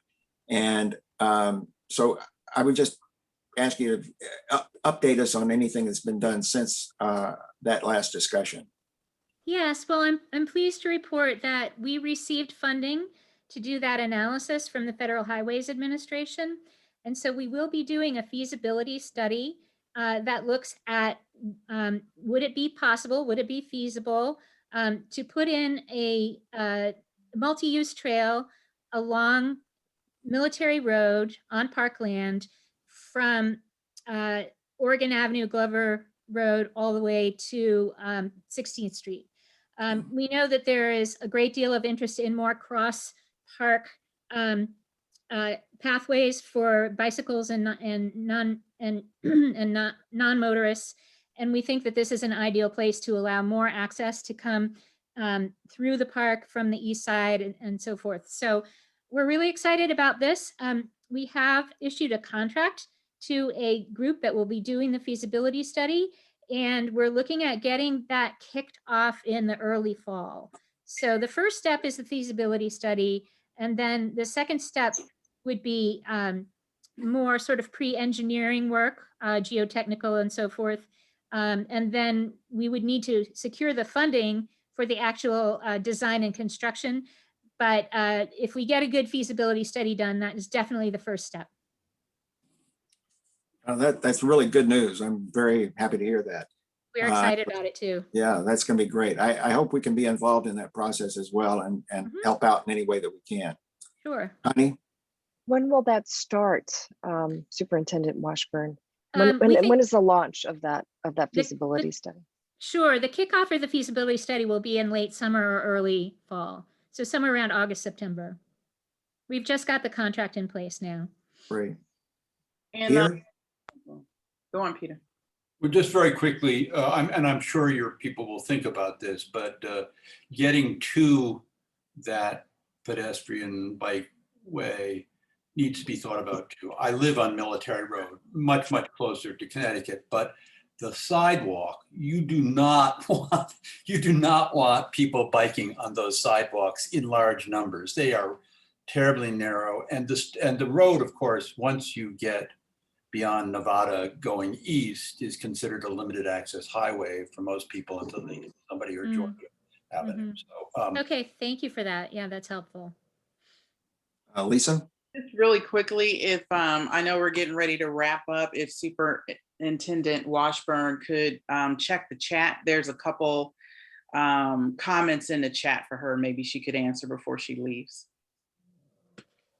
We've got one other topic to discuss as well, but we'll go ahead. This is going back to Beach Drive, I assume. I see a link to comments on Upper Beach Drive closure. This is the link to add your comments. I see someone put that in there. The one previous to that, a comment by Steve Seelig. Oh, I want more clarity on the breadth of the environmental assessment. It is unclear that NPS is truly focused on the environment of the park, and I'm concerned that there is no formal assessment from NPS of recreational use. Not sure how an environmental study can be complete without that. I think that's a fair comment, and definitely we'll take it back to the folks that are going to be working on the environmental assessment to see what we're doing on surveying recreational users and trying to get a sense of the recreational use. I think that's a fair comment. Definitely can tell you that NPS is absolutely focused on the environment of the park. It is my personal responsibility to take care of and accomplish the mission of the National Park Service, which is to preserve and protect Rock Creek Park in perpetuity. So just take my word that we're definitely interested in the environment of the park, and we'll definitely try to focus on that as part of the environmental assessment process. Okay, thank you. The last topic that I asked you to talk about is Bingham Drive, and which was, I mean, some people are, I think, mistaken in thinking that this is a National Park Service responsibility, but in fact, it's DC Water's responsibility to repair that road, but it requires National Park Service and DOEE approval of the design for that. And that's been going through a design review process, it seems interminably. And I'm afraid, I just don't want to lose the good weather that we're going to have to be able to do that repair before winter next year. Otherwise, it'll be another year before we're going to get it done. So can you give us any kind of update on where things stand with the review of the design for the rehabilitation of that road? Yes, I sure can. And it does seem like it's been an interminable amount of time that this has been going on. I agree with you on that, Randy. So I can tell you that DC Water has completed final plans for the roadway to include the final design on the stormwater management structures, which is what was the last thing that was holding up everything, if you recall. There are two of these structures, one of them by Picnic Grove 12 and one by Beach Drive. And they're planned that those are the two that are planned for the roadway. They will capture stormwater and let it infiltrate into the ground, reducing erosive stormwater quantity and velocity in the Bingham Drive stream. So the National Park Service has provided DC Water's contractor with a permit to conduct the geotechnical drillings at these two sites, allowing engineers to better understand the soil conditions that underlie these stormwater management structures.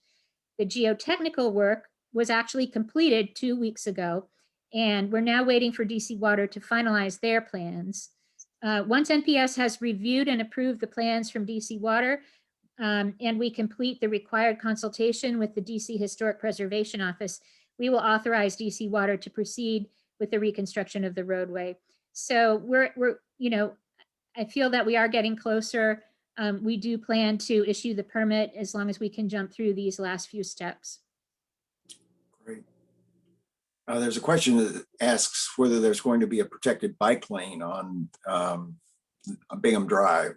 Do you know whether that's being considered or not? It is not being considered at this time. Okay. Will they, one question on that bike lane on Bingham, will they improve the sidewalk at least so that it's rideable? Because that's a fairly dangerous road to bike on, and it's a major point of entry for bicyclists into the park. Right, understood. Understand. I don't know what they're doing with the sidewalk, but I can find out. Yeah, it would And I be can let Randy helpful know. if something can be done to either paint protective bike lanes on that, if they're not going to build, a fully protected bike path, something, because as a bicyclist, I know that I've been nearly killed on Bingham. The cars come down very fast, and they also turn off of Beach onto it very quickly, and it's pretty blind. Okay, thanks for letting me know. Peter? I'm going rogue here, but just could you give us any hint of when NPS is going to turn the Chevy Chase fountain on? Oh, It's you are going rogue, but that's okay. I very much want that fountain to be turned on. Betcha. So we have been running into some problems. One of which is that during COVID, my field staff, maintenance staff was reduced by about 50%. We are very happy to be bringing them back to work in the next 2 weeks. So we hope we will have enough staff support to get the fountain turned on and maintained. We're also looking at the potential contract to have someone turn on and maintain the fountain for us if we can't do it with our own staff. I don't know where that is exactly going to be going, but I can tell you that we definitely want to get the fountain turned on. This season? Yes, this season. Okay, great. Thank you. You're planning on bathing in it, Peter? Is that it? I got to bathe somewhere. Don't bathe in it, please. Yeah, please. No, this house is under renovation, so I thought. I gotcha. Okay, Superintendent Washburn, we really appreciate it. You're coming tonight. It's been very helpful and enlightening. And as always, we appreciate all the work that you do with the Park Service. Thank you. Oh, thank you so much. And thanks for Thank having you me. so much. Don't forget the turtles. I won't forget the turtles. Okay. Our next item on the agenda is a discussion with DPR about the arrangements for program instructors and the reopening of the community center. And if you can make Cesar Enriquez, Lisa, panelist. Cesar is the DPR site manager, and he attended our meeting on May 10th. And at that point, DPR had not yet decided on two issues that were raised. One was the future arrangements for program instructors, and the second was how the community center would reopen. So we've invited Cesar to come in today to give us an update on those two topics.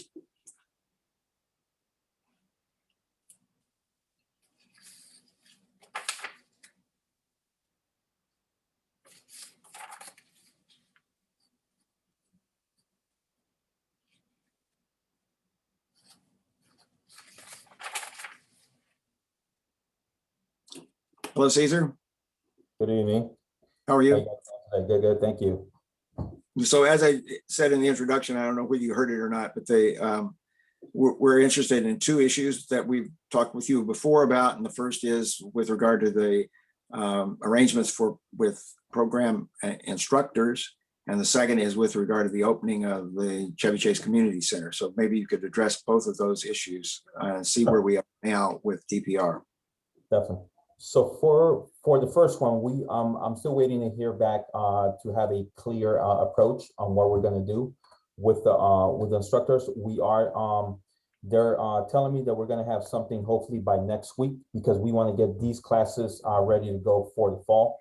We are in the process of planning for the fall already. So as soon as I have an update by either the end of this week or early next week, you'll definitely get that update from me, and I can always present on your next meeting as well, so we can go over the details of our new approach. As Is far that as going to be a written document? Cesar, do you know whether they're going to have a written document? that was my ask, and I'm hoping that they do deliver on that. And if not, we will definitely have something on writing on an email, at least an official email that we can use. Okay. All right, that's going to be very helpful. As you know, there are a lot of instructors at the community center who are very interested in how this is going to play out, because it really affects them. I agree. Okay, thank you. No problem. And as far as reopening DPR and also our Chevy Chase Community Center, so we are running into a phase now that things are getting a little bit back to normal. I do, as far as just an update at the Chevy Chase Community Center, I do have my staff back in the building.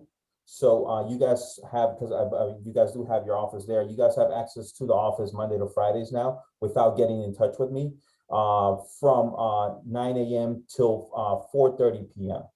So you guys are welcome to stop by. My staff are informed that if you guys stop by, you guys have access to the office.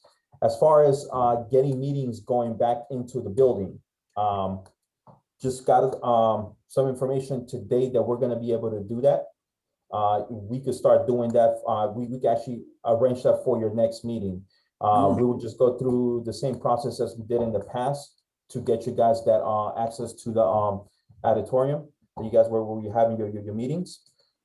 So that's a good sign. I'm still waiting to hear back from IT as far as the Wi-Fi access, because that's something that you guys requested last time we met. So they're gonna go out there to see if there's something that they can do with the Wi-Fi. Since it's an old building and we have all those concrete walls and all this other stuff, it is hard to try to get an extender in the right spot to try to get some Wi-Fi on there. But that's something that hopefully by next month's meeting, it'll be addressed. As far as just reopening with the whole DPR, we are now going to start allowing, starting June 28th, we're going to have access to open gyms and open rec rooms, meaning that people are going to be able to come in and utilize the gym as a drop-in basis. Each center's going to have different type of hours and days that are going to allow the community to access those rooms. So just for more information, just check back on our website, and we should have that information. But as soon as I have that concrete information, I'll share it with you guys as well, so you guys will have that, just in case if you have somebody from the community just reaching out to you guys again. So again, it's going to be starting June 28th. Facilities are going to designate 2 days during the week to open their gyms to the community, and also their rec rooms, meaning, you know, table tennis, ping pong, pool, just any type of rec activity. The gym is only open for you know, drop-in basketball and stuff like that, and we are going to allow some type of permits, but only the permits that we're going to allow are for meetings and for any type of let's say for basketball practice, or, you know, pickleball, some type of sports activities. We're not going to allow any type of permits for birthday parties or any type of stuff like that, like gathering that has nothing to do with as far as, like, you know, the DPR, which is the sports, and also the ANCs and stuff like that. Okay, there's I mean, I had some questions about from people who were in the Bridge Club or the Scrabble Club that had previously met at the community center for their meetings. Is that going to be allowed after June 28th? Yes, so that will be part of the rec room. So I'm going to have hours that are going to be able to use that room. And just looking at the schedule, I'm looking maybe at the Chevy Chase Community Center on a Tuesdays and Thursdays in the afternoons will be available, so they could drop in and, you know, use that room for those purposes. Okay. Other commissioners have questions? Question? Yes, sir. Question? John? Well, it's good news to hear that the building will be back in operation. As far as our particular office there, I don't know if Fran's been in touch with you. We have one key which works maybe in our door lock. And Stephanie's the only one who has a key, and sometimes her key doesn't work either. So we've been trying to get that fixed through Fran, and she's been trying to bird dog that for us. But I don't think the door lock issue has been addressed yet. So we would appreciate your help in getting that resolved as soon as possible. Yeah, definitely. So we do have a work order in already for it, but we have a key that we left in the main office. So just in case if for some reason you guys don't have keys, my staff have keys at all times that they'll let you use to access that office. But once we get some more copies and we get that looked at, I'll definitely you guys shouldn't have that issue moving forward. Okay, Peter? Thank you. Cesar, I'm a freshman commissioner, so I don't know what the practice was before the pandemic, but that's one hell of a complicated schedule you just laid out. I'd be hard pressed to be able to tell a constituent when they could and couldn't use the building. Why are these public facilities not available, at least during the day? Once they open, at least during the day, every day, at least during the week. I mean, it's awful hard for anybody to plan if they're told, well, it's, you know, on July 17th and, you know, 2023 of, you know, I mean, is there not the staff to be able to handle people going in and out entertaining themselves? It's not the staff part of it. It's just that starting June 28th, most of the centers that are open are going to have kids in there, summer camps. So because of, you know, just the exposure of having, we want to designate those hours, which are going to be later on the day, to be able for people to come in. That's it. But come the fall, when we don't have summer camps, I'm pretty sure we're going to just be open. Okay, you would help a freshman commissioner if somewhere I could see a schedule for the public use of the community center. That makes perfect sense if you have summer camps in there. But I mean, I thought you were just opening it 2 days a week for. Yeah, no. So as soon as I get the final approval, I'm going to have a schedule that I'll share with you guys as well. So you guys will have that. So whenever you guys get questions and you guys know when the center will be open just for drop-in. Now, as far as Chevy Chase goes, right, we don't have, so our multi-purpose rooms are not suited for basketball or any type of sports because of the stuff that we have. So the stuff that I'm doing just for Chevy Chase is I'm going to open the multi-purpose room for the purpose of having the ANC meetings, right? And we also have some type of clubs that want to have some type of meetings that I'll go ahead and allow it, because but I won't have a just like I have other sites that do have like a regular size gym where we have, you know, drop-in basketball or drop-in pickleball or any type of sports. So Chevy Chase is so unique that I'm only opening the multi-purpose rooms and the game rooms just for that particular need. Okay, I'm gonna have to educate myself about the use of the center, but thank you. Okay. One point about the ANC meetings, there was some discussion at the oversight or the budget hearing for the Office of ANCs about whether we're going to continue to have at least some kind of hybrid meeting with some participation online and some participation in person. And I think that's going to be really encouraged going forward, because there's a lot of people who I think appreciated the opportunity to participate virtually. We're going to have to work out the technology on that, though, particularly at the community center as it exists right now. It's going to be a challenge, I think. But we'd like to work with you and your technicians to see what we can arrange that can accommodate live streaming and participation by people who don't actually attend the meeting in person. And so I don't know when we're going to decide that we're ready to go back to the in-person meetings, but we'll certainly be lining up for permits to get that as soon as we can. I think we do, as soon as we can work out the technology, I think we're ready to go back to in-person meetings, as long as we can also have virtual participation. Correct. Yeah, my ask was to my IT room, if there was a way to try to get a Ethernet box in that multi-purpose room, right?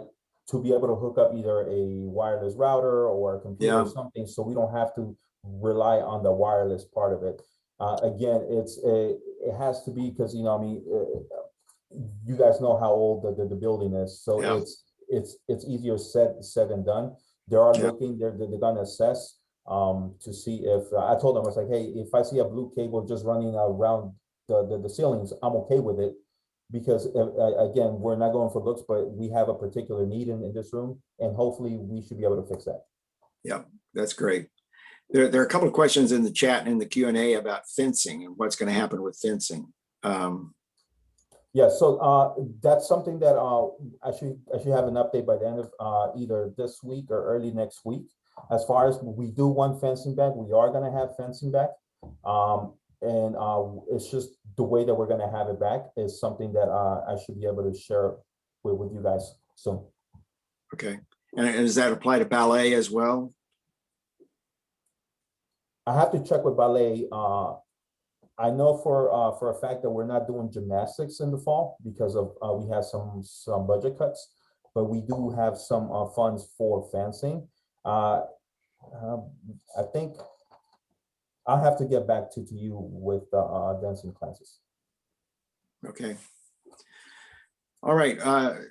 We have another question, Randy, about senior exercise classes. Yeah. And what about the senior program manager position that's being refilled since Brittany's last day was last Friday? This is is very important to our constituents.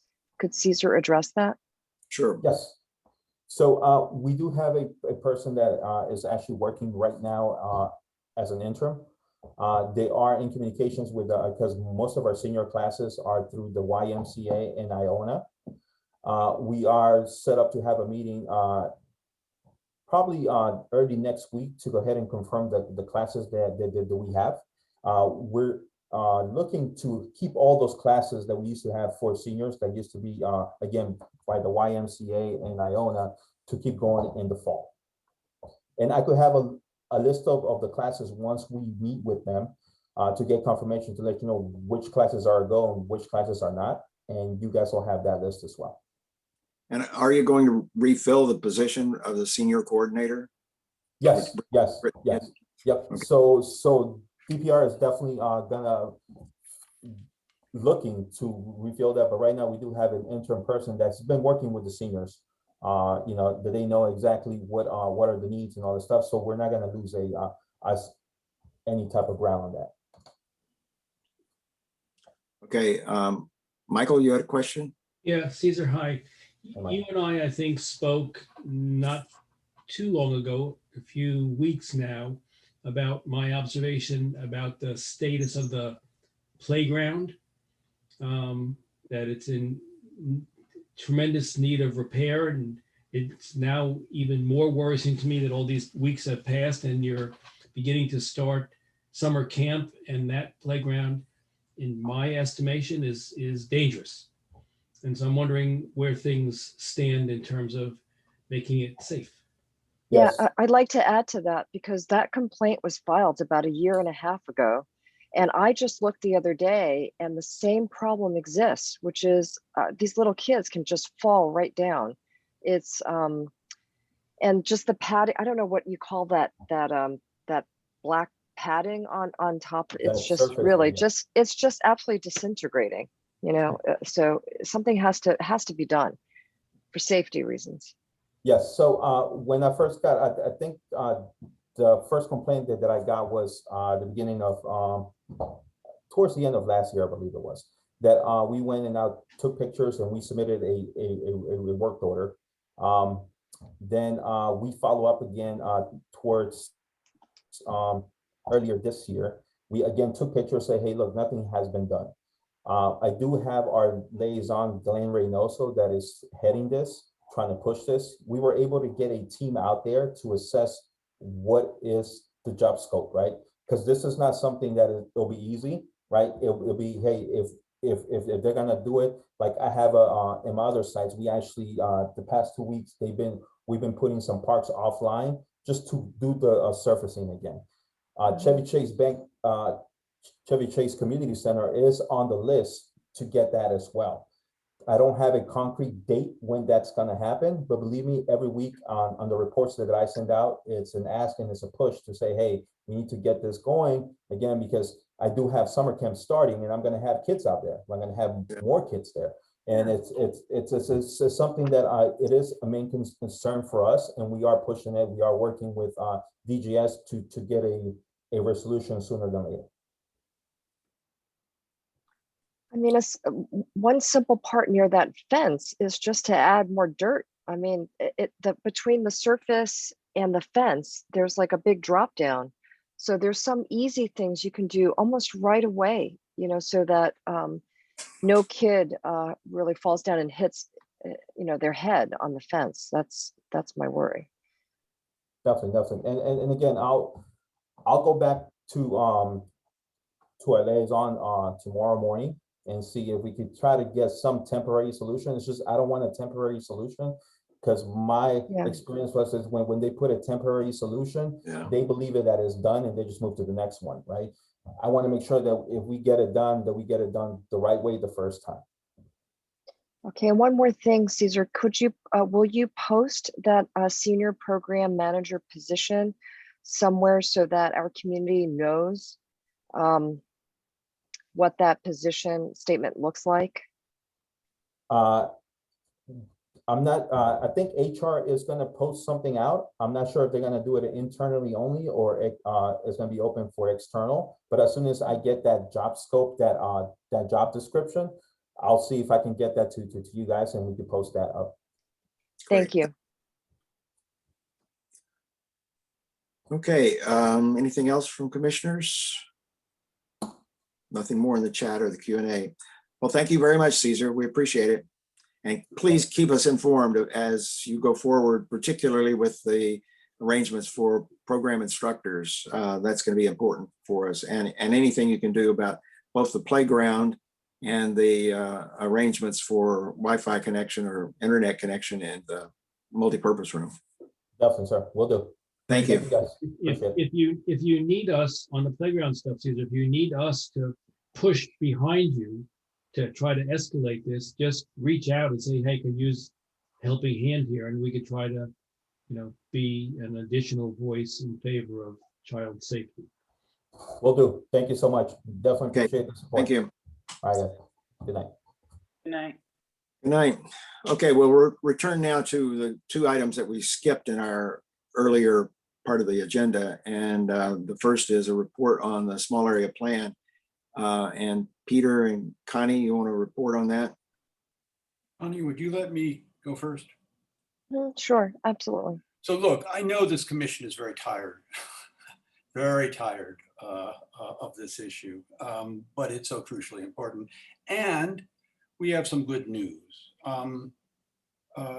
The good news about the visioning sessions is that the discussion, and I did 2 of the 4, was very good. It was very rich. Of course, the flip side of that is there just weren't many people. I think I can provide Jerry.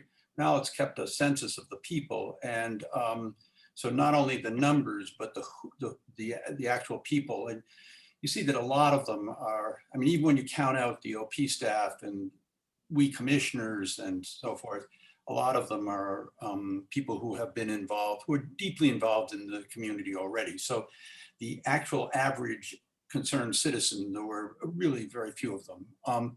But today we heard that after a conversation with Councilmember Che's staff, OP is open to making available the facilitation services of Josh Lasky and Link Strategic Partners, and is interested or willing to push for a first forum before July 4th. So I think we need to grab hold of the good news and move quickly. I have made a little calendar, and it's literally, we have 3 weeks, and if you are realistic, it's 2.5, because from the 1st on, people are going to be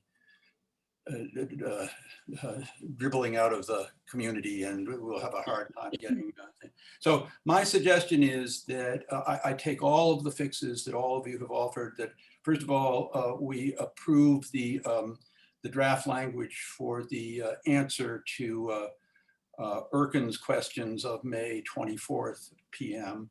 And then I suggest that, and we'll so move, that we create a working group of 3 or 4 commissioners to seek a meeting immediately with OP and with Lasky and company. I think that we need to aim for having a pretty good agreement and a date, and I will suggest June 28th if it works for everybody, so that I can start putting together a team of people to leaflet the entire ANC. Does that rough agenda sound reasonable? Yes. Yes. Good. I would say we've got to get to OP as quickly as possible. Meaning tomorrow. Tomorrow morning. Yeah. I don't want to let this go, and I don't want to wait Right. 10 days for responses. So I mean, right. And what I would suggest, Peter, is that you finalize your response to Erkin's May 24th email with the questions, and that you shoot that off first thing tomorrow. Yep. Or even tonight, and that include a request to discuss with them tomorrow how we're going to proceed. And yeah, in terms of the working group, you and Connie should certainly head that. I think you're on the CAC. You're the people most involved in the process. So you and Connie should be heading it. Okay, I hope that you're on it, because you clearly have the pull, and I mean, I'm open to others. I'd be glad to do that. I'd be glad to do that. Can I make a suggestion as a motion in this regard? Because I'm concerned that we could end up in the situation we ended up in post May 6th, which is after we met. We did the Zoom call with OP and Link. I move that the commission appoint a 3 or 4 member working group to seek immediate meetings with OP and Lasky and his linked colleagues to agree on the parameters of a community forum to be scheduled to occur before July 4th and to pick a date. Given the extraordinarily tight time frame and the need for publicity, I ask the commission to authorize the group to press for fast action, and should it not be forthcoming, to contact, among others, Councilmember Che's staff, and if necessary, the council member herself, to seek their assistance in getting quick action. Further, I ask the commission to authorize the group to prepare for commission review via email or otherwise, a detailed run of show, the text of a publicity flyer, and a schedule. Is there a second? Do I have a second? Second. Lisa seconded. Is there any discussion? Anybody have any questions or comments about it? Peter, do you want to name the committee members at this time, or how do you propose to do that? Because I know you're trying to. So yeah, all right. I mean, will you be on it? Yeah. Okay. So how about Connie and I, Randy and Lisa? It's fine with me. Okay. The dream team, you want to put it in parentheses in the resolution? We're gonna make sure that's. Well, I'm always anxious to volunteer for something new. Yeah. Well, Yeah, well, you have the very most little on your time. plate, Randy, so it's about time you stepped up. Okay. Okay, I think we can take a vote on it if that's okay with everyone. All those in favor? 7-0. Okay, Good. Great. Thank you, Peter. Yep. Thank you for shepherding all of this through. Yes. Connie, you have anything else you want to add about the Yeah, SAP process? I just would like to add a few details. Sure. So just to let everyone know, whoever is still watching, Sure. attending this meeting. But Am I okay? Right. We have a few people, 29 and also I know, and if anyone is going to listen to the recording, but the survey that OP has out, the visioning survey, closes on June 24th.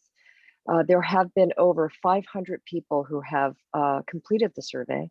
And so please, more people should do so. So if you have, please ask your friends to do it here in the neighborhood. Let's do that. The 4 visioning workshops, in the end, I think the rough tally was about 80+ people who attended all 4. Like other events during the pandemic, people signed up, but not everyone showed up. And only about 65% of the people showed up at these meetings. I took some, I like Peter and others, community advisory committee members, we were asked to co-facilitate the small breakout discussions. And so I attended 2 of the 4 as well, and others did the same. And I did speak to Jerry Mallitz, who was the former commissioner in my district, District 5. And so he and I compared notes, and it's about that. So there were about 80+ people, and 40 of them we kind of seen the names before, and 40 were totally new. So there were new engagements, and that's good. And I think that with the survey, and then the 100 people who showed up at the farmers market May 12th, we're getting a little bit more momentum, I think. So I wanted to just express that, and to encourage people to fill out that survey, because that input will be analyzed, and then it will be reported out. I will say too, I attended one of the forums and was really impressed with my breakout group. It had a wide variety of people, including people that had not been involved at all before. And it was really quite helpful, I thought. And the ideas that people came up with were outstanding. So, and Connie, are the, I've forgotten what they call them, the postage sheet. Mural? The mural. Is that available now so that we know, we can look at what all of the comments were to the various topics that were being discussed? Yes, what we were told is that OP will provide a summary, and they will try to collate all of that, all of the notes that they've seen, and then post it on their project website, which is publicinput.com/Chevy Chase. That is the place to go to complete the survey and to look at the summaries. I agree with you, Randy. In my first breakout session, I had a real diverse group. I mean, we had people living in the apartments, plus people who've been in Chevy Chase for a very long time. And we had people who have had their families and are now retired, and others who have preteens, single parent, and who would love to have to see more affordable housing here where they can purchase something. So it was really nice to attend both and to see that kind of conversation and the new ideas that have come forth. And I really do hope that OP will share it faster, but it was a lot of ideas. I mean, the post-it notes for each question, there were a lot of them. And so that across all four is going to be quite a lot, but. My breakout group had only a net of 4 people when you take out the facilitators. So Yeah, it wasn't, but it was an interesting discussion. I thought Lasky did a good job of facilitation. So if we're going to get him on, to help us, I think that's a good thing. I think the routine was that after the breakout groups reported, that's when they started recording. When people gave the summaries. So I think that's the information that will be available. Well, I know they kept all of those post-it notes, and I would even like to see the raw post-it notes. I thought they were very good, and it was very helpful to just look at all of them. See, because it was just a matter of recording what people were saying. No editorial, at least in my group, there was no editorializing whatsoever. Just recording what people said. Peter?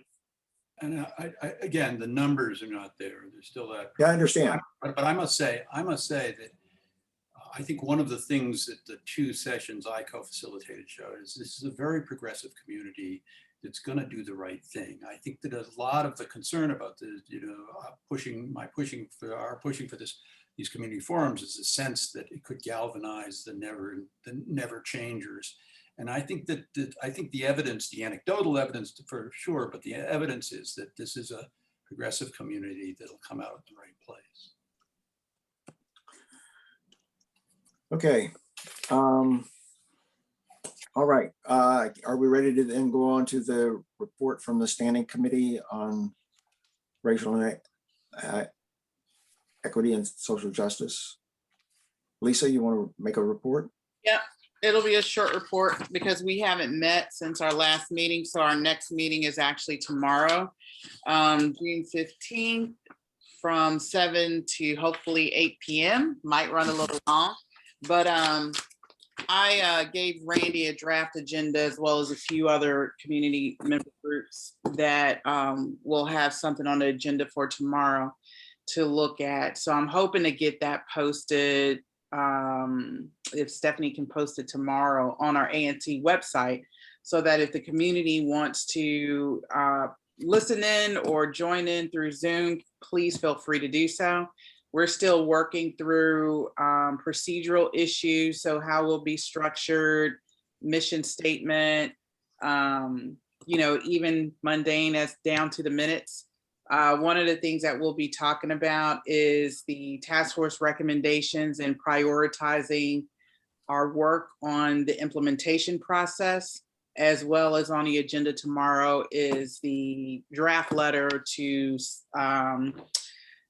request a meeting with 2nd District regarding police statistics. So that's what we'll be working on tomorrow. I hope commissioners join in, and as many members of the public or the community that can join in, please do so. Okay, thank you, Lisa. Lisa, will you send around a link? Yes, it's actually on the agenda. Okay, good. So yes, I will send that to you guys. Okay, the next item on the agenda, the last substantive item, is the discussion and possible vote on testimony at the FY 2022 budget hearings for the library and for the Department of Parks and Recreation. We also have on here Department of Aging and Community Living, but I don't think anyone has drafted any testimony for that. So I think we're probably not going to do that one. But just briefly, with regard to the library and the community center, our concern has been with the capital budget, not the operating budget. And specifically with the money that's being allocated for the modernization or the brand new community center and library.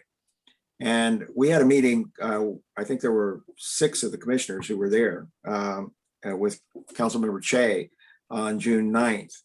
And one of the topics we discussed was this capital budget and the fact that the budgets for the community center and library as they're currently structured are not harmonized, and they don't reflect the fact that we've been planning, certainly since we recommended the small area plan, that these 2 buildings should be coordinated in terms of their modernization, and that should be a campus, unified campus, and that we wanted to have it fit into the small area plan, and that we wanted to have housing above those 2 buildings. And so none of that is fully reflected, at least in the descriptions that are in the capital budget now. The description for the community center is better, but it doesn't have everything that it really needs to have. And so after a discussion with Councilmember Chang, she agreed with that completely. And her chief of staff, Jonathan Willingham, had some very good suggestions about how we might go about doing that. They also we did mention to them that the amount of the money that's allocated for the library and the community center is really probably not going to be sufficient, but we don't know right now how much it should be. And Chris gave a very good analysis, I thought, of how it's difficult at this stage to know what the right number would be, but that certainly by combining the 2 projects together, there's going to be some efficiencies gained, and that should reduce the cost of those 2 buildings. But we also have in the mix the Housing Production Trust Fund, which may provide some money for the housing component. And so all of that needed to be reflected in the project descriptions that are included in the capital budgets. And so I have drafted very short testimony. The Committee on Recreation, Libraries, and Youth Affairs has a very short time limit for testimony. It's, believe it or not, just 2 minutes for anyone representing an organization. And so there's really not going to be much opportunity to say much at that hearing. But so I kept the testimony very short. But now what I proposed is descriptions that essentially mirror each other between the library and the community center, so that both of them are coordinated. They both work together, and that if we get that description in there, we'll have an opportunity in next year's budget to reflect more intensely on what the numbers really should be. We'll have at that point, hopefully, a completed small area plan. We'll have a better idea of what we might be able to get from the Housing Production Trust Fund. All of those things, I think, combined will give us a better idea for what the construction costs that the city should budget for the library and the community center. The library traditionally has not done a very good job of working well with others. And so we're probably going to have to do some encouragement for the library to not just go it alone, which is their usual tendency. But I think this will work, and it's both before the same committee. And so we'll just be telling that committee the same thing, actually in the morning and the afternoon of the same day. And so that, I think, will help us to bring these 2 projects together and work on a coordinated basis going forward. But this is going to be really important, I think, for the community overall. But we just need these few tweaks. I did send this around to Jonathan Willingham today just to get his reaction. I haven't heard back from him, but hopefully I will shortly. And if he's got any tweaks to the language, I will certainly run it by everyone. Peter? I'm not much on administrative process. Lisa and you are much better at it. But I must say that I think the argument for harmonizing the budget earlier rather than later is pretty strong. I mean, Connie just testified about the Housing Production Trust Fund and saying, you know, we want money reserved. Well, there's no there if these two things, if there isn't like a commitment now to a combined project. And so, you know, I thought the Willingham's position was kind of casual. Well, you know, we could fix it sometime. I mean, there are other pots of money we're going to want to tap into, and nobody's going to reserve anything for us if there's not a, you know, a consolidated project, concept of a project and budget for the campus.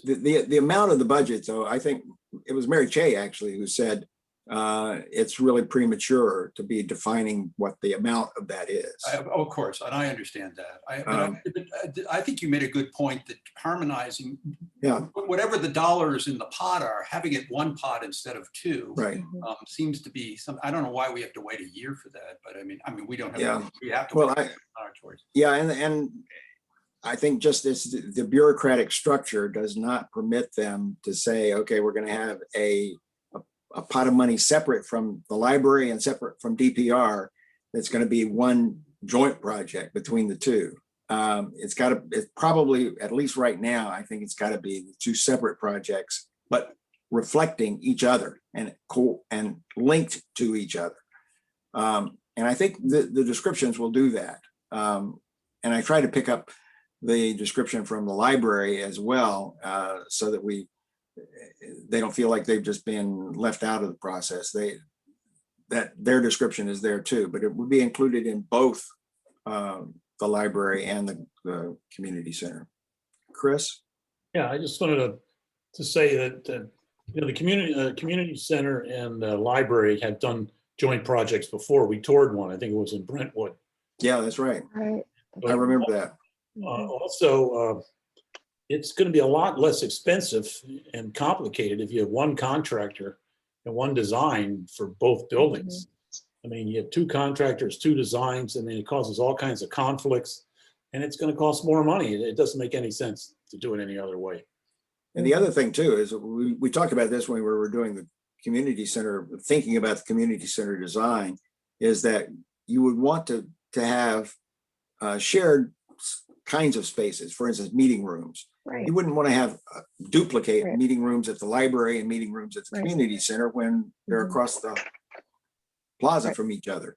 And so I think by coordinating the whole thing, especially as you said, Chris, with the design contractor being the same, I mean, that would just really make it much more efficient in almost every single way. So, and contractor. You have two contractors stumbling over each other. It's oh yeah, yeah. It would be crazy. And it seemed sort of implied though in that conversation with Che and Jonathan, where they said maybe there might be some savings, you know, if you do it together. And so I don't know what that meant. I don't know if it meant directly that you would have, you know, one design and so forth, but I think it has to be. I mean, how can you do it two separately? It doesn't make any sense. And because these projects are both scheduled to start in FY 2023, we really do have until next year's budget to make this more specific, and we can. But one thing I do want to add, though, I think that's not in your testimony, Randy, is that when the community centers, that first budget, what we asked for, what we requested was like 24 million or something like that. And what we got was 19, right?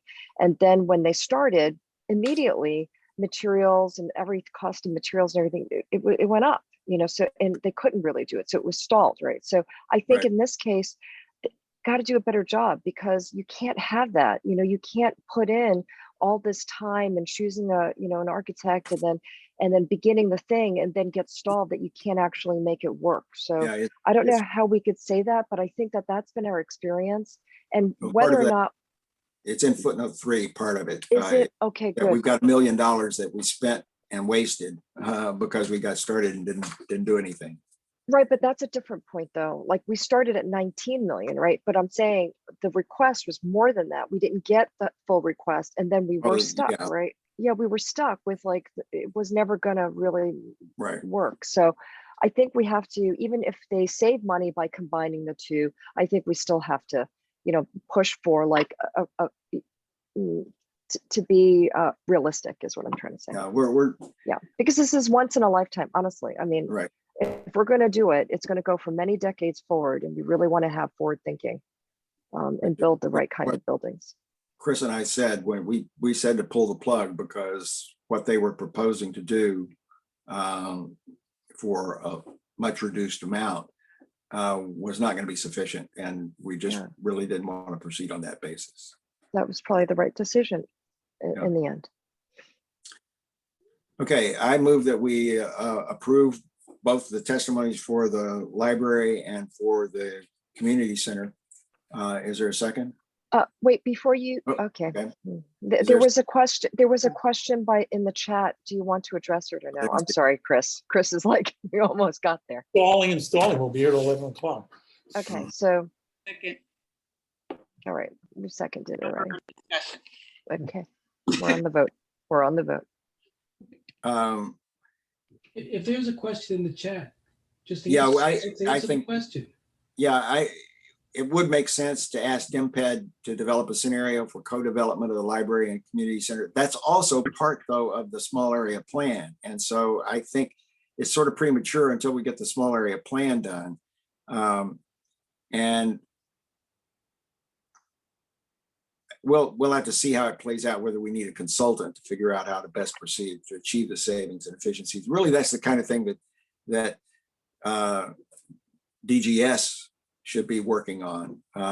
That's their stock and trade, is to develop the best contracting strategy and the best strategy for doing the work. So hopefully we wouldn't have to have the expert, but the district would actually provide the expert. There are, by the way, I've met some of the people at DGS, and I think I've been fairly impressed with them. They seem pretty skilled at what they do. Okay, any other discussion? Okay, all those in favor of approving the testimony? 7-0. All right, finally to commission business.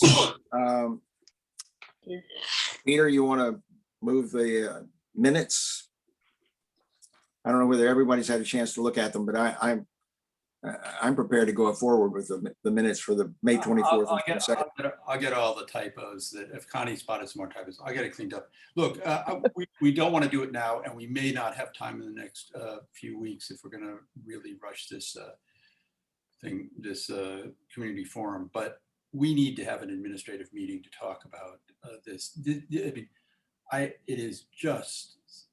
it is just so cumbersome to do this, and I guess I wonder whether or not this would be an appropriate duty for the office manager to do the minutes. Okay, they don't have to be. Lisa's minutes were much shorter than yours, Peter. Yours are more like mine. It's a dead copy of March 22nd. I like the typeface, the links. I just took her March 27th and I just pasted it in, and I just went every single place. I did just what she did. So, your descriptions, though, of the discussion are much longer than hers. Well, not prepared to do detailed minutes, which I find useful because I like to go back to the minutes and recreate what happened. But as Lisa can tell us, I'm sure that it's not necessary. Lisa? Well, I just want to piggyback off of the admin meeting. Y'all have heard me say it before. The minutes are extremely cumbersome to do with everything that we're supposed to be really doing as a commissioner.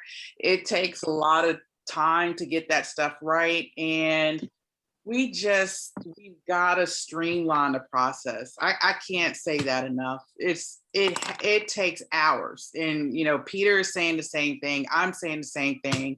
And then it doesn't get posted. It doesn't. Yeah, we have issues with the posting. We have 7 commissioners commenting most of the time on email.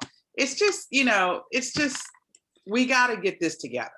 So, well, I'm all for that, but I can't do it. So we have the video. We don't need detailed minutes. Well, do you see the comment in the chat just now about using Microsoft Teams? Take a look at that. Say that again, Michael. look in the chat for the comment about using the Transcription feature. Microsoft Teams. That won't help us though. Transcription is not what we need for the minutes. Yeah, we have that in video. I mean, the Well, problem, no, we don't what I'm need a saying transcript. is, I guess my point, sort of in following up on Chris, is that if you have an agenda and then you have a transcript and you have the video, what more do you, why do we need a synopsis of We're what's required to have available? minutes though. We're required to have minutes. So can't the minutes be a reference to the transcript and the video and the agenda? We I- were minutes. I think the minute, I will volunteer to look at my Roberts rules and see what the minimal requirement is for minutes. Minutes are not transcripts. no, The secretary is not a stenographer. Basically, I think minutes are a verification that that an organization that was supposed to meet actually did meet. And then it records whatever action, whatever formal action they took, a motion or payment of a check or whatever. We don't necessarily have to have an elaborate repetition of the pros and cons of a discussion. for tonight's And meeting, nowadays, for tonight, I and suggest that we put this off until, I mean, we But- all have opinions about. I'll take a look at that and report back to you guys as to what a framework should be. minutes could be 2 pages Right, at most. Right. exactly. Mhm. Okay, And that would be No longer satisfactory. than 2 pages. okay, so listen, I move that we, That's your task. I move that we approve the minutes for the May 24th and June 2nd meeting as the secretary will finish as the secretary finishes cleaning up the typos. Second. Second. All those in favor? 7-0. Okay. Randy, once I clean this up, do I bring it over to your house for a signature? Well, can you sign it electronically? Electronic. That's what Lisa and I've been doing, is just signing electronically. All right. Because that's going to be the easiest way. But I still think go back to our point. We got kind of, 2 things going on. I do think we need to have admin meeting to discuss this process, or we could do it in public. But it's not just the content of the minutes. It's the entire process, from commissioner review to actually writing them up, to getting them edited, to getting them signed, to getting them posted. So it's not just one segment, it's the entire process that we need to review, revise, and make more friendly for the people that are doing them. Otherwise, you're probably Well, not. I think we ought to have a proposal before we have an administrative meeting then. And if somebody wants to prepare a proposal for how we do that, I'm all for it. What time? But I don't think just having a meeting is going to be, we'll talk it all through and we still want to have a procedure at the end of the process. Well, I think we need to start with something. I mean, I don't think we need to put a whole bunch of work, somebody put a whole bunch of work into doing a proposal. The proposal would come from ideally people that have done the minutes, because those are the people that know the process. But I mean, if someone is telling you what it's taking to get through that process, either you're listening to them or you're not. I did the minutes for 2 years. I know exactly what it entails. Okay, Lisa, you said you want to sometime in all the extra time we have, when we're drinking our mint juleps, you want to put together a 2-pager to set up a admin meeting? I will put together points, and hang on, Connie. I will put together some bullet points that reiterates what I've already said. Okay. I'll add some too, because I'm good on bullet points. I look at them. Okay. Connie? Well, the other thing is, if it is taking so much time, maybe we can ask the office manager to add to that, for that person to put the minutes together. So we have to decide what is that what you, sorry, Lisa? Yeah, that's what you're suggesting, I think. Oh, that's what you're suggesting. Okay, I missed that. Okay, I missed that because it's hard to hear. Okay. Okay. Bullet points. Any checks, John? Yes, we have several checks. We have payment of compensation for Stephanie for April and May combined, $672.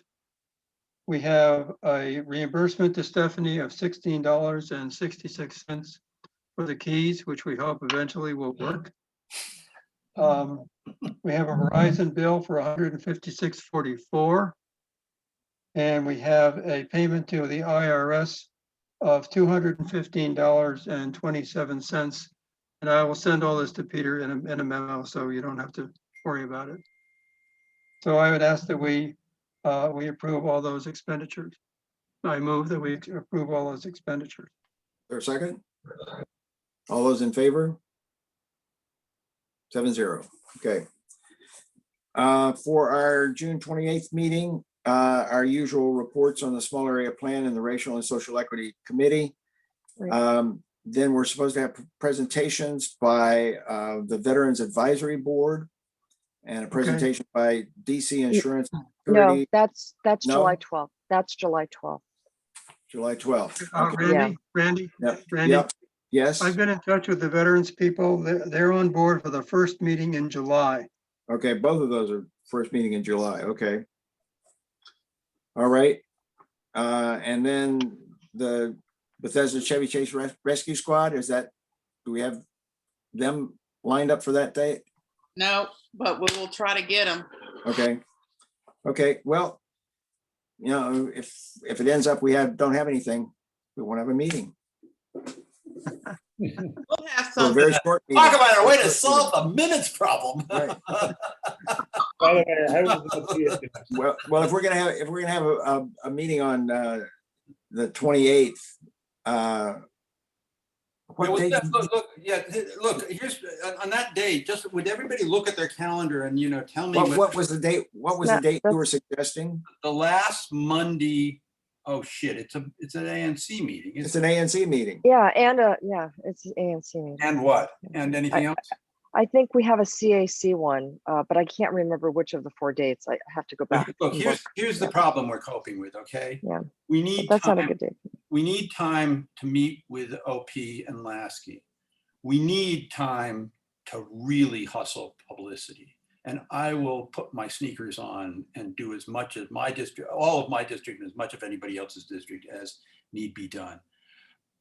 And so you just look at this. So if everything went perfectly and we started leafleting next weekend, that's the 19th, 20th, we need most of that the next week we can't do it in the next week. And we can't do it after, I think, the 1st of July, because that Thursday, Friday, Saturday for a Sunday 4th and a Monday, presumed holiday. So if we don't do it Monday, the 28th, we can do it Tuesday, the 29th, but we're creeping up on that 4th of July, the penumbra of the 4th of July holiday. So, I mean, just look at your calendar. Do you want to take over our ANC meeting instead? I mean, that's a possibility, but we need a date, and we need a date soon, like tomorrow. Yeah, but part of that's going to be in the conversation. I mean, maybe Lasky and Right. doing. We have to talk to them. We Yeah, I can't mean- set a date now. I mean, All I'm asking you to do in this is to look at this calendar. It's 3 weeks, right? And part of that is taken away by the thing. So just think about, and also look at your calendars. I mean, are there holidays that I don't know about? Are there, issues, things that are crucially important to the community? They're completely unrelated to anything that has to do with the SAP. Just, to try to sort of put a sieve on, try to see start checking off the dates we can't do. So, John. By the 28th, we'll probably have some more checks that will need to be approved by the commission, either at a regular meeting or a special meeting. Okay. I would prefer to use the ANC meeting for the ANC meeting, but on the 28th. But if we needed to move it, we could. So. Well, okay. So this is All not right, we have to let's solve right now, but it's end this meeting. Yeah. I think we're way over time. I think we should end this meeting. And I think that's a good idea. really, I do. I don't think we're I going to agree. come up with any dates right now. I agree. So. Okay. Thank everyone for participating. Thank all the attendees who are still here. We appreciate it. And we are then adjourned.